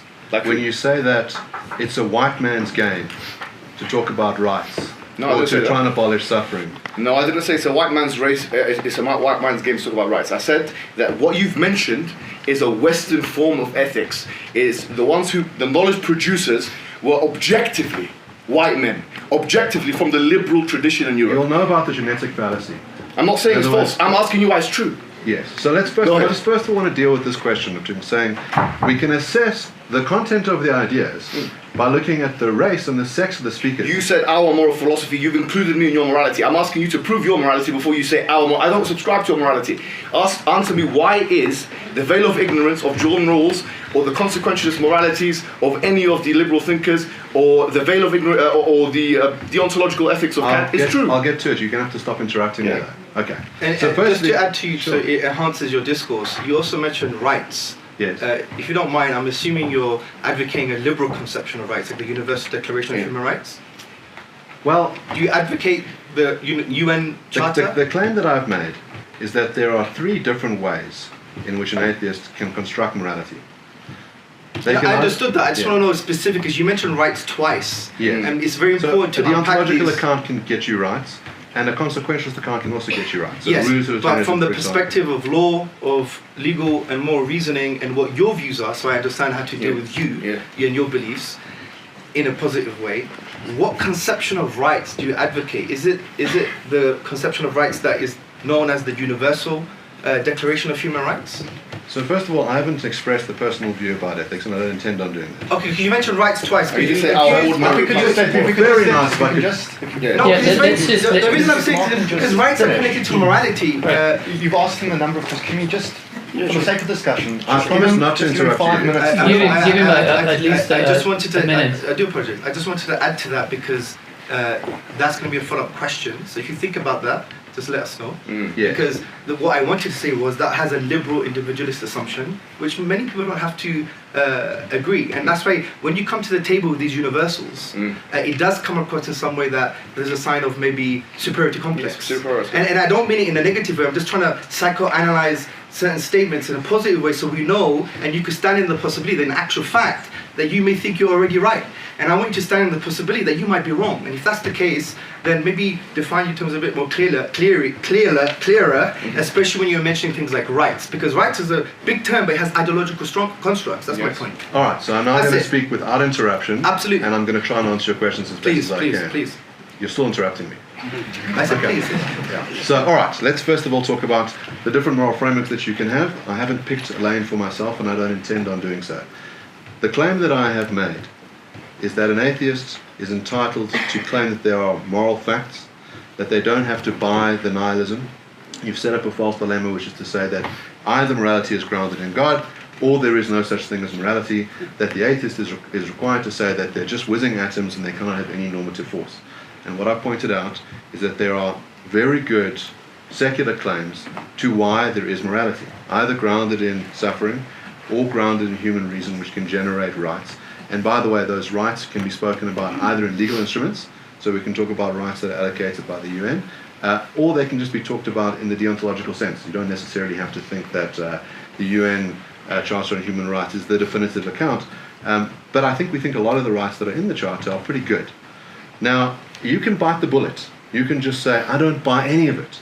I don't believe in rights. I don't think there's a problem with suffering. I don't like any of the rules that rules generates. And you can just bite the bullet and you can say, there is nothing wrong with putting homosexuals to death. That's just your white, liberal, Western conception of things. And then we're going to have to agree to disagree on that. The point is that you have to bite a very repugnant bullet. That when you deny the major moral theories, that the consensus is going to be against you. Now, it has nothing to do with your race or your sex. While I was trying to explain this, that there's a huge danger in claiming that the liberal tradition or that the moral philosophies that have emanated from John Stuart Mill, John Rawls, or Immanuel Kant belong to white people, or because they emanate from white people, there's something wrong with them. First of all, many people around the world benefit from the notion of human rights. The idea that as an individual, you have a claim against someone else not to do certain things to you. That because you have a right to dignity, it is wrong for someone to intentionally torture you against your will, to put you into a state of slavery. I mean, one of the examples that I gave where I said any person who thinks that morality is external and a good thing would think that slavery is abhorrent. Now, the Quran mentions slavery on many occasions. It does not. Before we get to that, you've spoken for 2 minutes. Can we respond to one thing at a time? Because otherwise you're just going Sure, to... Let him finish that. Let me finish that point. go Then we go. If the Quran mentions slavery, and we'd expect the divine being that either issues good commands or is aware of what is good, to not just have regulation about slavery, but to outright condemn it, to say that no matter the society that you're in, regardless of the place or the time, slavery is always wrong. And we just don't see that in the Quran, and that seems so like a failure. Let's responding. You've completely miscategorized what he said. You've strawmanned actually what he said, which is very surprising considering your level of qualification and education. I'm actually surprised that he didn't say we don't believe in rights or suffering. He said we don't believe in that you can't prove it objectively. Underline the word objectively. As an atheist, there is no mechanism through which you can prove deontological ethics or consequentialist ethics on an objective framework, which is why John Stuart Mill tried to prove the desirability principle in his book on utilitarianism. What I'm saying is that this is the first thing you're going to have to choose. The second thing is, we talk about race and you talk about slavery. Let me tell you something the Prophet Muhammad said. Okay, the Prophet said there's no virtue over a black man over a white man or an Arab over a non-Arab. How comes it took you, I don't know how many years as the white dominance to figure that out? Only 30 years ago you stopped apartheid. So why should we listen to you? In a sense, okay, you're playing the moral superiority card. With all due respect, it took you 1,300 years after the fact to realize that something the Prophet said, Prophet Muhammad, who you're attacking the religion of right now, 1,300 years before, you now agree with him. So how do we know you're not going to differ on these issues? Number two, on the issue of slavery, okay, because when was the apartheid end? 1994, 30 years ago, and they're telling us about this and that. I mean, I don't see how this is working here. Number two, you said this, the emanation and the knowledge production of these ideologies that you're talking about is undoubtedly white and European. You cannot take that away from the reality. I don't think John Stuart Mill or Jeremy Bentham or Immanuel Kant was Nigerian. I didn't see. You're talking about secular ethics. It's not the secular ethics of the black man, is it? It's the secular ethics of the white man. And you've already assumed it to be true, just like many of probably the people before in this country, white men, assumed that apartheid was true. Then they had to, the suffering, by the way, that Mandela and others had to undergo, the suffering, which is good suffering, by the way, because not all suffering is bad. You said suffering is bad. What about the suffering that Mandela and the others, the anti-apartheid activists, had to go through? Was that good suffering or bad suffering? It was good suffering, because then people realized that it's equality in race and things like that. So this is what you're doing here, is you're being morally sanctimonious. You're clearly trying to come with a hierarchy as you explain to me. No, you explain to me why your morality is true in the first place. I believe, yes, homosexuality is prohibited in Islam. It's wrong. Yes, I believe you're going to go to the hellfire if you don't believe in Allah. Yes, I believe that there's heaven. Yes, I believe in the day of judgment. These are things I believe in. Tell me why that's wrong. Tell me why that makes Islam to be true. What creedal disproving implications does that have? As a philosopher, where is your objective morality? Where is your objective reasoning? Where are the arguments? Where is the empiricism? Where is the calculations? Where is the proof? Where is the evidence? That's what I'm asking. Don't assume, because the dominance remains in the Western Hemisphere, and there's hegemony on the side of the Western Hemisphere, that whatever ideology they decide to put down, we're going to assume is going to be true, that you're going to come here and tell us our requirements for moral requirements. That's your moral requirements. You have a religion, I have a different religion. Prove to me that your religion is true. That's what I'm saying. Why is consequentialism true? Why is deontological ethics true? Why don't you come and start with that? So before Mark response, I just want to make a meta comment about the style of communication that's going on, which makes me very uncomfortable. Okay. I'm very uncomfortable with how this has very quickly degenerated into a shouting match. I understood, and I was led to believe by the organisers of this event, that we were going to be here to discuss, in a mature and reflective way, various worldviews. I'm very disheartened by the turn that this has already taken. So I want that noted for everybody to see, because I am as philosophers, as intellectuals, and for the last 5 minutes, Mark, he's an absolute gentleman, has been shouted at. Now, this is not relevant, to be honest with you. Right, we're talking about God and morality. You've spoken for about 10 minutes about why Islam is false. Can you get to the point, please? And again, the point is I'm making a meta comment. Yeah, but it's not really. It's not. Okay, sorry, I'm gonna have to step in. So let me just reset. Let's reset things, okay? So I want to reset things, and I want to talk about something Can I say one thing? that came up. I will let you. I promise I'll let you. So we did say that this is a discussion, and we all came here wanting to discuss things, and understand that things are heated. I should say that I enjoyed all 4 presentations. I was impressed with the level of philosophy in all 4 presentations, right? And I'd like us, as best as we can, even though these things are heated for all of us, to try to do what we did in the discussions. Yes. Try to argue the point, even if we do not like many things. I don't want anyone to tell me how to speak, with all due respect. I'm free in this country, I can speak with an assertive voice. I don't need people telling me how to speak. I've not been told that I cannot speak in an assertive voice. A discussion doesn't exclude that. With all due respect, I don't want to be told off. This is a 25-minute segment. And we're not telling you off. No, he was for 2 minutes. That is a runaway tactic. He knows that he's got nothing to say about this.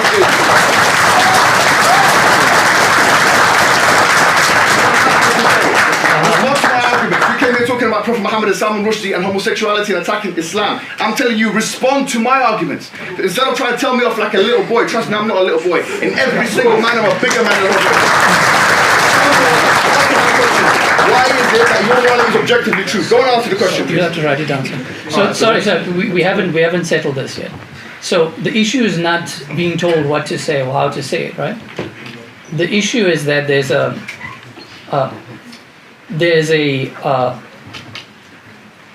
structural apartheid, the way you're being dealt with right now. That's what I'm telling you. I'm not speaking the way I want to speak. So let me say this. Let me put it this way. I would like to be dealt with properly here. Let me put it this way. You know what I'm saying? So just answer my questions. I don't want to be told how to speak. With all due respect, listen, I'm speaking to you in a way. You're being sanctimonious and you're trying to be the schoolboy teacher. Nope. You're not here for that. No. I actually. It's why you spent 3 minutes actually in our panel discussion. My views are closer to yours. I'm not an atheist. Oh, it doesn't matter what you My views are closer to yours. And I recognize the issue. Something to say. One of the discussants will just say something. Could I ask? Sorry, because you're the moderator of the show. Can I ask if all of you agree that we can sense that Chad and I, you give us a chance to think over things, and then we'll get back to our 4 panelists. So do you want to ask a question? And then I think, as the discussants, maybe Chad can say, are you going to come in? Yes. Do you want to throw the white towel for him? No. Just throw the towel. Sorry. Just throw the towel. Okay, I'm going to bring in. So I did promise Aaron that you're going to finish your point. Okay. Yes. So Please do. I came here to talk about philosophy. I've spent a long time preparing. I read Hamza's book, and I wanted to talk about some interesting things. So perhaps we could do that. Yes. Please. So a number of your arguments, and Muhammad made this point about his contingency argument. There was this talk about this problem with actual infinities, which I think it's fascinating. There's a really interesting metaphysical discussion to be had about whether infinities can be instantiated in reality. I know, Hamza, Muhammad, you are okay with mathematical infinities. So you have no problems talking about in a logical space that mathematicians can talk about mathematical infinities, so the cardinalities of infinite sets, or potential infinites that tend towards infinity, like an asymptote. You just think that for some reason those can't be instantiated in reality. Is that a fair assessment of your view? That they can't be instantiated in reality? Yeah. Yes, to a degree. Okay, so I want to put forward this argument for discussion. Yes. So it's an argument for atheism, and I'm just interested to get both your input on it. But sorry, before you do this, we've asked a question. Like, with all due respect, I know this was a distraction, but I did ask a question and there was a distraction, so can you answer my question before I answer yours? Yeah. Tell you what, why don't we get back to that after he's given his... Yeah, his I have no point. problem. I'm very happy to respond. We can talk about rights and the objective basis. I have no problem talking about that. Okay, good. You said that. You're a man of your word. Yeah, 100%. We'll talk. We can talk about that. We can talk about moral realism and all of that. Okay.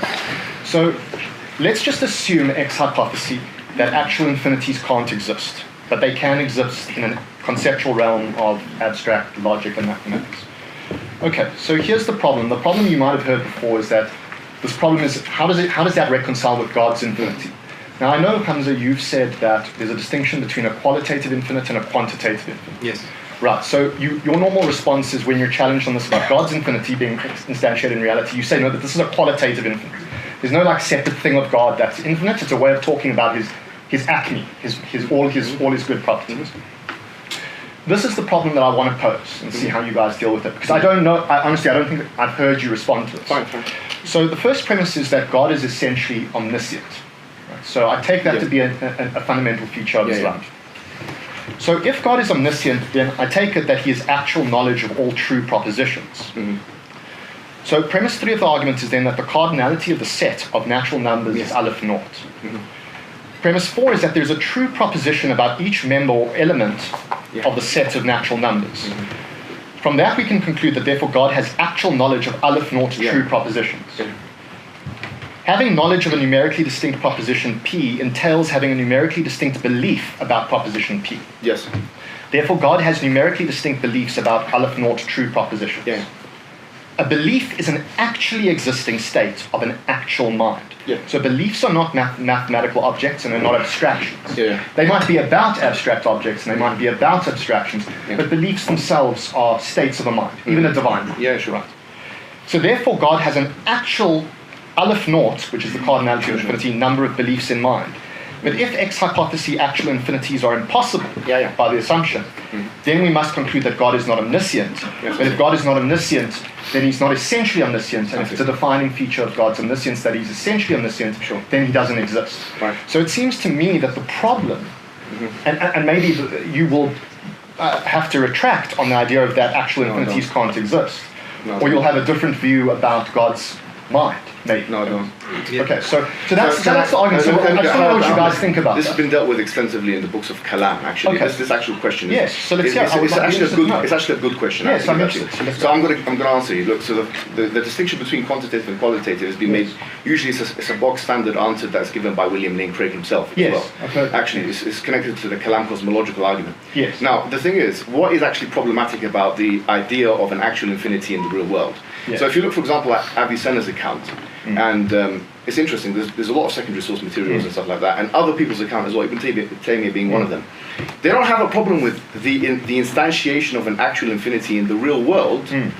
They only have a problem with the actual instantiation of the real world considering certain conditions, and I'll tell you what they are. Okay. Yeah. So, number one, the condition is that these things they occupy a space-time. And number two is that they coexist. Okay? Number three is that they're limited. Now, let me tell you again, right? That they're limited, they occupy space-time, and that they actually exist. Right. So, for example, many scholars of philosophy of religion, Aristotle believed this, Ibn Sina believed this, Ibn Taymiyyah believed this, many people believed this, Ibn Qayyim believed this, that there was actually an infinite regress of things. They didn't see it as an absurd, or they didn't believe it was, they connected it with a necessary being. The major differentiation that they put in place was the following. Look at this bottle, for example. This is limited. Would you agree? It's limited in its form. In certain properties, Yes, different sure. physical properties. Sure. Yes, So- it's got a particular arrangement Right. of matter. So what they would say is that this bottle, which is contingent and limited and dependent, having an infinite amount of these bottles at the same time, okay, that is what would be impossible. Why would that be impossible? Because number one, they're limited. Number two, they're contingent. And number three, that they would have to coexist at the same time. So with these conditions in mind, you see, they would discount the idea of an actual infinity. They would say an actual infinity in these contexts wouldn't work. With God now, yes. he's not limited. So this is already a difference. He's not contingent. So you see, God is necessary, a necessary being by definition must exist, but even the attributes of the necessary being, for example, for the omniscience, it must be necessary. Telazumi, the It's essential in any right, sure, world. but where it which exists, means yeah. the idea of a quantitative infinity is not only not applicable to him, Yes. it's not applicable to him. Number two, it's something which is not applicable to anything necessary. So in other words, Yeah. you see, the actual infinity is in the context of limited things which coexist at the same time and which are dependent and contingent. That's where the gripe is. It's not where the idea of as you phrased it, which is an actual infinity in the real world. That's why it's actually, we can believe an actual infinity in the real world only with the necessary existence. It's only an actual infinity in the real world with certain conditions which I just mentioned. Yeah. No. Okay. So yeah. So no, you wanted to go. Yeah, so if you don't mind, so you said like the belief, God having a belief Yeah. would mean that it's actualized in the real world. No. What I'm What were you saying? What I'm Just clarify, So yeah. So what I'm saying is that you believe that God is a mind, right? No, so No, we don't. God doesn't have beliefs. He doesn't have knowledge. No, knowledge, yes. Yeah, but there's Is God? So maybe I'm confused. Maybe Yeah, is God a person? so this will be Is he an immaterial person well, or this will not? this will be it's one the of phraseology here. yeah. That's, So some would affirm that phraseology, some wouldn't. But So so we believe in God's transcendence, right? So Yeah. using things like mind and person is something that doesn't really exist in our tradition, especially shakhs doesn't have these. yeah. Shakhs. A mind, yeah. No, person. A person, yeah, sorry. With regards to a person with a mind, yeah? Right. That has subtle anthropomorphic connotations. Right. So we wouldn't really fixate on the term mind itself, right? Okay. That's the first thing. This is why I want to find out what do you mean by God's beliefs and why are you saying that this means that they are actualized? I want to unpack that. I'm happy to. So my general understanding, and maybe we are talking at cross purposes, Yes. because the idea that I've always had of the sort of being that resonates for people, that is cashed out religiously, is the idea that people have a belief that God's looking out for them. He's essentially he's a person, and we are made in his image. And obviously God's not a finite person. Like I take it, you guys don't He's believe transcendent. that. Yeah, he's transcendent, unlimited, unbounded, necessary, all of those sorts of things. With the word unlimited, Yeah. you have to connect it to an attribute of God, or because unintelligible. Okay. So if you say unlimited in mercy, unlimited in power, unlimited in knowledge. Superlative, knowing no bound. Yes. So what I'm saying is that I've always understood that when people pray to God, he can answer prayers. Yes. God knows the amount of hairs that are on Hamza's head, on your head. Yes. Yeah, sure. Even though I can't see what's on your head. But he knows what's going on with me and Mark, and these are distinct beliefs. And normally when we think about a justified true belief, we Yeah. just go with JTB Yeah, theory, sure, right? sure. Any claim of knowledge implies belief. Right? It's very hard to make sense of what you mean by God's omniscience if we're not talking about propositional knowledge. Yeah, but my specific question is, so I can know how to address your point Yeah, clearly, yeah. because I don't want to straw man No, you, no, understand that's you. right. So when you say God having a belief, Yeah. and then God having a belief means it's somehow actualized in the real world, what do you mean by Oh, that? okay, so and let's how go that. and how can So- you demonstrate okay, that God so- has a belief and by the very virtue he has a belief, it means it's actualized in the real So world? when I say God's belief is real, I mean it in the same way that you think God is real. No, but God has. So in other words, Yeah, so okay. the, Let- do you let- understand what I'm trying to say? Can I go back one step, right? Yeah. I know what you're trying to say. You're Yeah. trying to say, listen, you have a problem with actual infinities. You're saying that God's attribute of knowledge must be actually infinite because it's connected to quantifiable things which have to, for example, his own Yeah. self. Let me make it easier for yourself. If he's boundless, then he must know himself, right? So in other words, he must have It's not quite what I'm. It's not quite. No, what I'm saying. I know, but you're saying Yeah. that you have a problem. You're saying to me, you have a problem with actual infinities, right? And God's knowledge, you're saying God's knowledge You claim is actually infinite. So Yes. I'm responding to you. I don't have a problem with actual infinity. I'm responding. This is my response. Yes. I don't have a problem even in the real world. Listen to what I'm saying. I can see it's logically not always incoherent. Can you see? I'm not going KCH. Yeah. Because what you're doing now is refuting William Lane Craig's calamity logical argument. I'm saying I accept what you're saying here. It's a strong point against the calamity logical argument. I grant you it. But what I'm saying is, this is the response. Listen to what I'm saying, please. Yeah. You might want to write this down. No, with all due respect. I'm listening. Which is this. I'm saying I have a problem with actual infinities in the certain context. Number one, that the objects of in question in actual infinities, number one, are contingent. Number two, are limited. Number three, exist all at the same time. That's the thing that every scholar of the medieval So period can you says. explain to me? So I'm trying to understand. Yes, okay, let me explain. Let me explain. Yeah. Okay. Sorry. So imagine God created A, then created B, then created C, and goes to infinity. That was Ibn Taymiyyah's view. That's a view in Islam.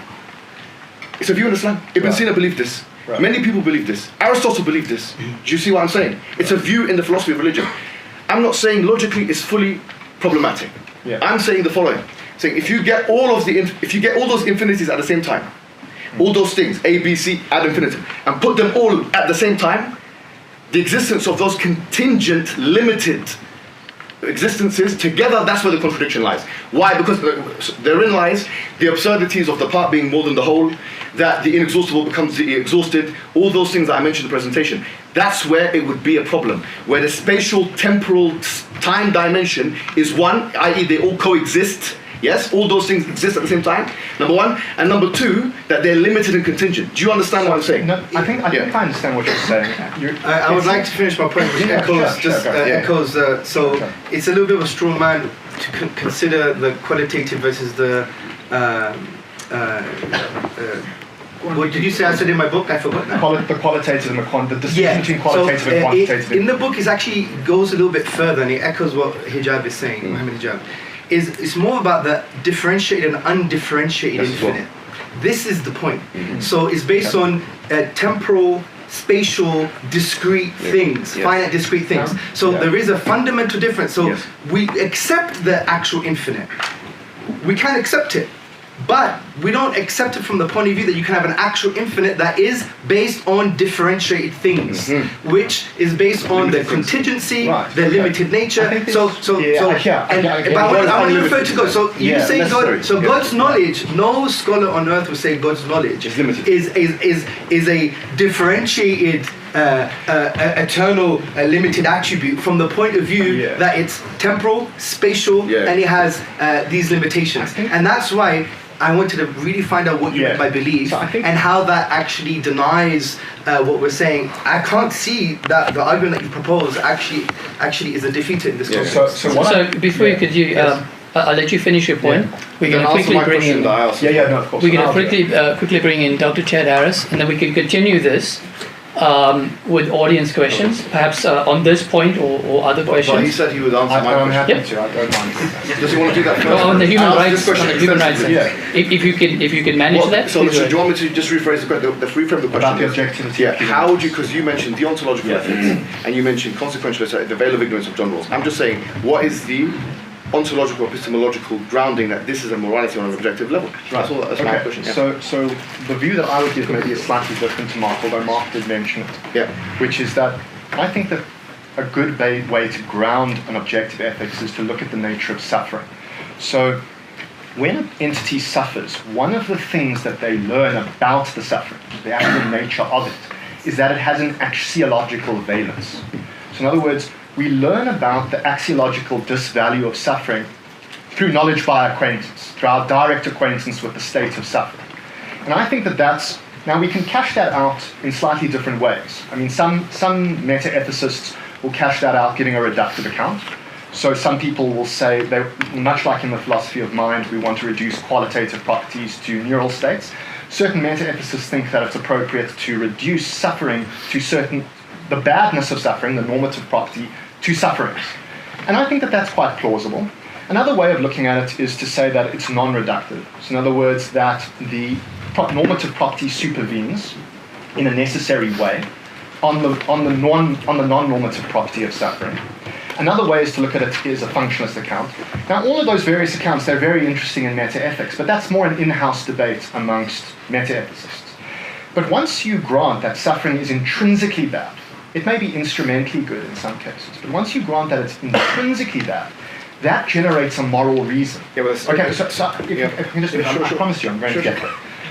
So once we have a moral reason that's amenable to rational understanding, yes, we can start to think about rights. Okay. Because once we recognize that there's an axiological disvalence or a negative axiological valence to suffering, we can see that that entity has an interest, a moral interest in not suffering. Yeah, sure. And that has a rational claim to have a right. And what is a right? Yeah. A right is a claim that an entity has to protect its vital interests. And one of the vital interests that it has is the interest in not suffering. Why? Because suffering is intrinsically bad. Can I so that's a right that's generated. This is the someone will respond to that. Will say, listen, David Hume style. This is a is-or fallacy, it's naturalistic fallacy. Because what you're saying is suffering you feel is bad, therefore it is bad from an or-is perspective, don't do perspective, teleological perspective, moral perspective. The point is, I don't even grant you the premise that suffering is bad in the first place. Some suffering is good. We all go to the gym and suffer there. Okay. Listen, let me tell you something. So, all due respect, I don't even grant you the premise. We suffer all the time. As I mentioned before, I gave you a live example. Yeah. The people that were the good people in South Africa that went against the apartheid for so many years, decades, I'm sure you're one of them, you're a rights activist yourself, were suffering against the hegemonic power until they achieved their achievement. So I don't even grant the idea that suffering is bad. Listen, hold on. Okay. The point is, you saying that suffering, you feel bad, therefore it is bad, is a naturalistic fallacy. David Hume, who's an atheist himself, said you shouldn't be doing this. That's not grounding objective morality. So now ask the question again. How can you ground objective morality on suffering? So one response to that is you've conflated the intrinsic versus the non-intrinsic nature of suffering. So in axiological theory, there's two distinctions, important category distinctions that are often made. One is about the intrinsic nature of it, the intrinsic value of something. The other one is the non-intrinsic.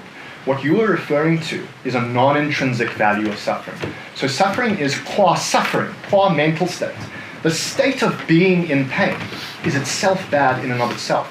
It may be extrinsically good in the sense that it helps you to overcome certain things. Like, for example, I can see Hamza likes to train as well, as do I. Really? We like to train in gym, right? So the instrumental value of suffering, we can grant that, right? It's a non-intrinsic value. I understand what you're saying. What's the intrinsic value? Just one more thing. I think what you've done is conflated the psychological and the ethical. Like, for example, what you're saying is that we don't like pain. I agree with you, we don't like pain. Human beings don't like pain. Pain is bad, for the most part. I understand that, but what we're talking about here is a kind of psychological bad, not an ethical, teleological bad. I'm saying, how do you get from the psychological to the ethical? How are you making that jump? There's another question I think would help this, because I would like to ask you, because I think you've slightly skipped something very important. Go. When we say objective, or when you say objective, what do you mean?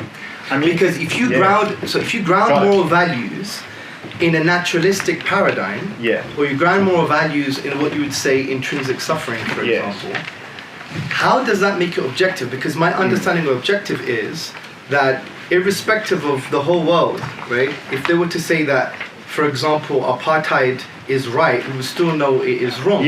Because moral values are out there, so to speak. So they require an ontological grounding. You have to answer two key ontological questions for ontology. Okay. Number one, what is the source of this moral value?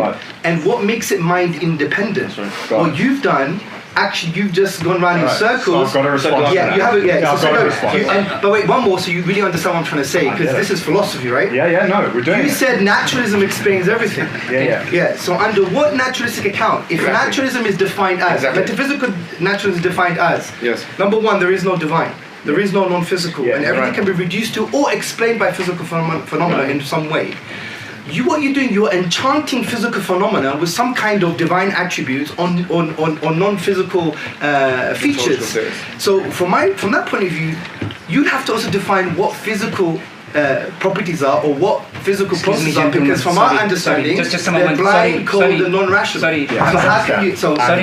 We have four gentlemen, time is limited. Oh, sorry. And with this, you are negating all these other people There's a chair. Why do you have to say this? No, Why sorry. do you have to say this? No, Sorry. I haven't spoken that much. No, Can we give, Why do you can have we to give always everybody a diminish? round of applause for that fantastic idea? Why are you trying to acquiesce to them?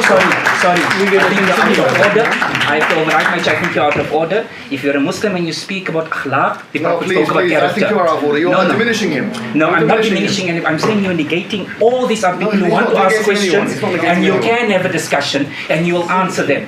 You cannot negate all these other people who also negating came to. anyone. I'm sorry that I'm overriding my chair. I'm being out of order by doing that. But I'm asking you to have some respect for others, and then we can speak about religion in totality. So can you let the chair do what he needs to do, and he will come back to and let you speak. But people here need to ask questions too. They Sure, can. sure. Do not negate them. Sure. We were having a Because I'm no, not from England but to negate for them. limited time.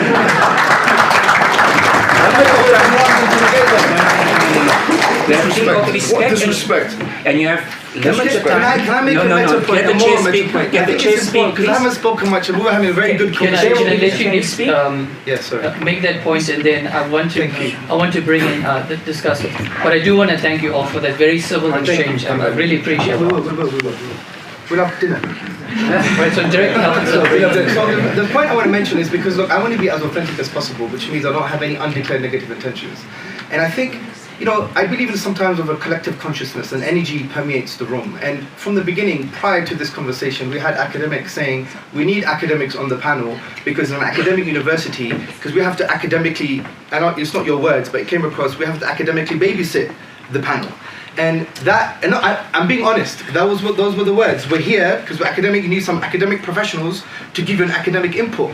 With all due respect, you have master's degrees, you have PhD, we're almost finishing, he has more degrees than a thermometer. So the point is, the point I'm trying to say is, I'm trying to, and this may be wrong, I stand in the possibility that I'm totally wrong, but I got the kind of feeling that there is almost a sense of, meta type of babysitting going on. Yeah. And yes, there was emotions, but I think we're gentlemen. He knows, look, He's a man. let me tell you, 100% he knew what he was going to say was going to trigger someone. Yeah, I 100%. guaranteed. We live in a hegemonic liberal secular society that's imposing on the Muslim community, and it's not a neutral space ideologically. Security has just said that we need to wrap up. I'm saying I get to you, but I'm trying to say that has to be clear because that's how it has come across from the beginning before we've entered this room, and we're having a really good philosophical discussion. And with due respect, what's your name? The chair has already assessed that we're going to give more time to discussion than to Q&A. It was already agreed. With all due respect, you're subordinate in this conversation, and you should allow him to do his job. He interrupted, which was fine, but you didn't know why he interrupted. Let him interrupt properly. If he wanted to take it to the audience, that's fair enough. But with all due respect, let's not have any undeclared negative intentions. That we're all neutral and equal on this panel and platform. There is no, I'm academic, I'm up here, I need babysitting, you're this and the other. We're gentlemen, we have our own personalities, and let's have a conversation. I just find it was rude that I was interrupted when we're having a really good philosophical discourse here. That's what I'm saying. Can we, okay, technically, we're going to continue with this discussion. Dr. Harris and Dr. Mati are going to be brought in, and I appreciate Dr. Mati trying to bring us in, bring you in, and then the audience. But please go ahead. So it's a narrow argumentative point. I'm not going to take sides either way in this, but I felt, Eden started off by presenting an argument that ostensibly is an argument about evil. And then Muhammad came in and said, you denied evil. Objectively, a substratum. Okay, and you said actually there's just good and there's a lack of good. So Yeah. is the good something that admits of degree, so you can have greater or lesser good? Yes. But then the argument still goes through, because all that's needed for the argument to go through is for you to have less good. So Okay, with all due respect, I think so the notion of evil is a but dead when you herring. talk about- That's no, not no, how I get that it, but argument it's- works. What my point in response to that was that evil doesn't have an ontological status. You cannot put it, it's not substratum, you cannot put it under a microscope. I'm not making a point about the relational type of evil. You can say that evil exists. I'm saying as an atheist, how can you substantiate, my question was, how can you substantiate the existence of something on atheism objectively, which doesn't have... But that's irrelevant to his argument.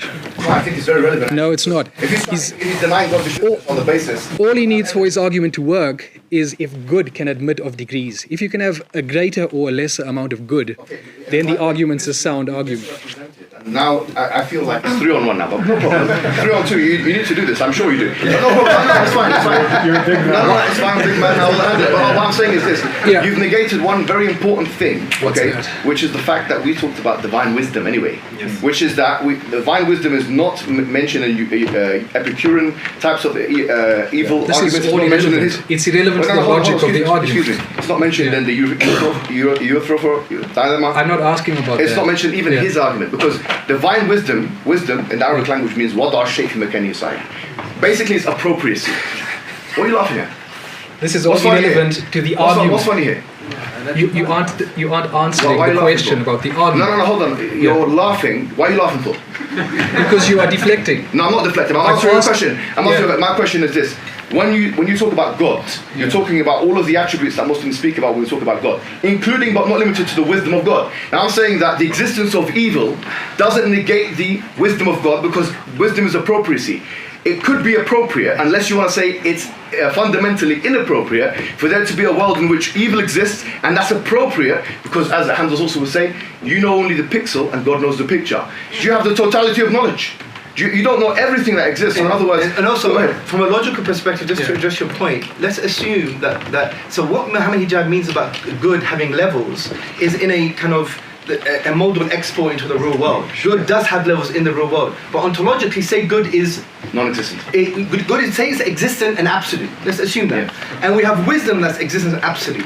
What we're saying is that evil itself is actually a manifestation of absolute unchanging good and absolute unchanging wisdom, in a real world sense. So even from that perspective, there are theological accounts where you could say, the goodness and wisdom of God actually ground evil in a real world sense, but evil doesn't have its ontological status, it's actually good and based on wisdom. That actually undermines the logical argument in my view. Do you mind if I respond? And I want a response for that, because there was no laugh, there was like a... So it was like, I'm the smart. Thank you. Yeah, it was a good one. So the argument, to be clear, Schellenberg's argument takes divine wisdom into account. How so? Okay, so the idea is that prior to God, so let's just put the argument into simplistic terms. The idea is that the theist is committed to three distinct propositions about God. The first is God's unsurpassable greatness. That includes his omniscience, which includes his wisdom, his omnipotence, and his supreme axiological value. Right? So his omniscience in Islam is different from his wisdom. Okay, so makes sense. So let's say that also includes his wisdom. Okay. Let's say that part of his superlative brilliance is that it does. Right? The idea is that prior to the existence of any natural world, so the created order, God is independent. This is your point that you want to emphasize, that God is independent of the created order. There's a difference between the creator and the created. Right? Yes. So prior to any creation, you have this, all that is existent is a superlative being.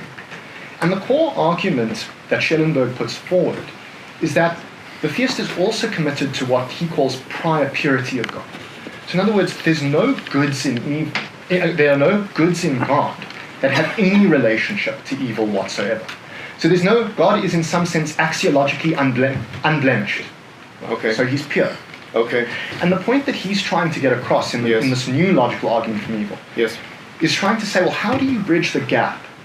If you start off with a being that is superbly great, can't be great, and is axiologically pure, in all goodness, there's no evil in God, there's not even anything that presupposes evil.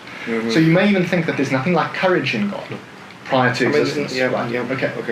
Okay, but let's not be dismissive. I'm trying to give the argument here. So the idea is that from that state, any omniscient and wise being would judge that all the pure goods in him are better than any sorts of finite goods.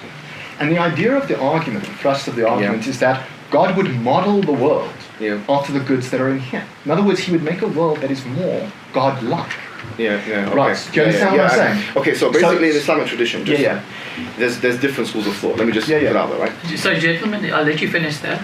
We've been given now 7.5 minutes to wrap things up. And I'll let you finish your point. Let me finish the point. There's different schools of thought. So there's divine, just like in Christianity, like Augustine and Thomas Aquinas and so on. They had this is called theodicy, and in that they had the idea of privation. Okay, Ibn Taymiyyah and Ibn Qayyim also believe in that. There's divine command theory, which is that something is good because God said it.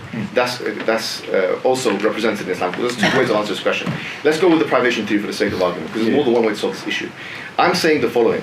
I'm saying that, look, if God is all good, it's like, for example, do you see this light over there? You see light, yeah? Yeah. Okay, so what is goodness is the reflection of the light. Evil is the removal of the light. Right. So, okay, you understand. So, good is when God chooses to manifest his attribute of goodness. That is the privation theory of good. Do you understand what I'm trying to say? Yes, So it doesn't require him to have an evil in him to remove the goodness or remove the manifestation of it. Do you understand this? Yeah, no, I get it. I get the point. But that's all. But then there's the point that that's the interlocutor gave to you, which is exactly that you can run the same argument. I don't need to talk about when we can run Schellenberg's argument without talking about evil. We can talk about there exists a world with a distinct absence of good. Okay, and so what? So in other words, in other words, do you see the point? So the point is, the world falls substantially short of God. No. Look, here's the thing. Yeah. Okay. In the first, you have to answer this. You just said it. No, that's fine. Let him argue. Let him answer, and then we can take questions. Because I do get the feel that he spoke for about 3 minutes. I don't say anything. Give me your answer. I'd like to hear. No. So there is a phrase by Imam al-Ghazali, one of the great scholars of Islam. He says that ليس في الإمكان أبدع مما كان. There's nothing in the creation better than what is. This is kind of connecting what you're talking about. Okay, so there's a long discussion among Islamic scholars about what this means. Do you see what I'm trying to say? So because it's connected. So you're coming with good interrogations.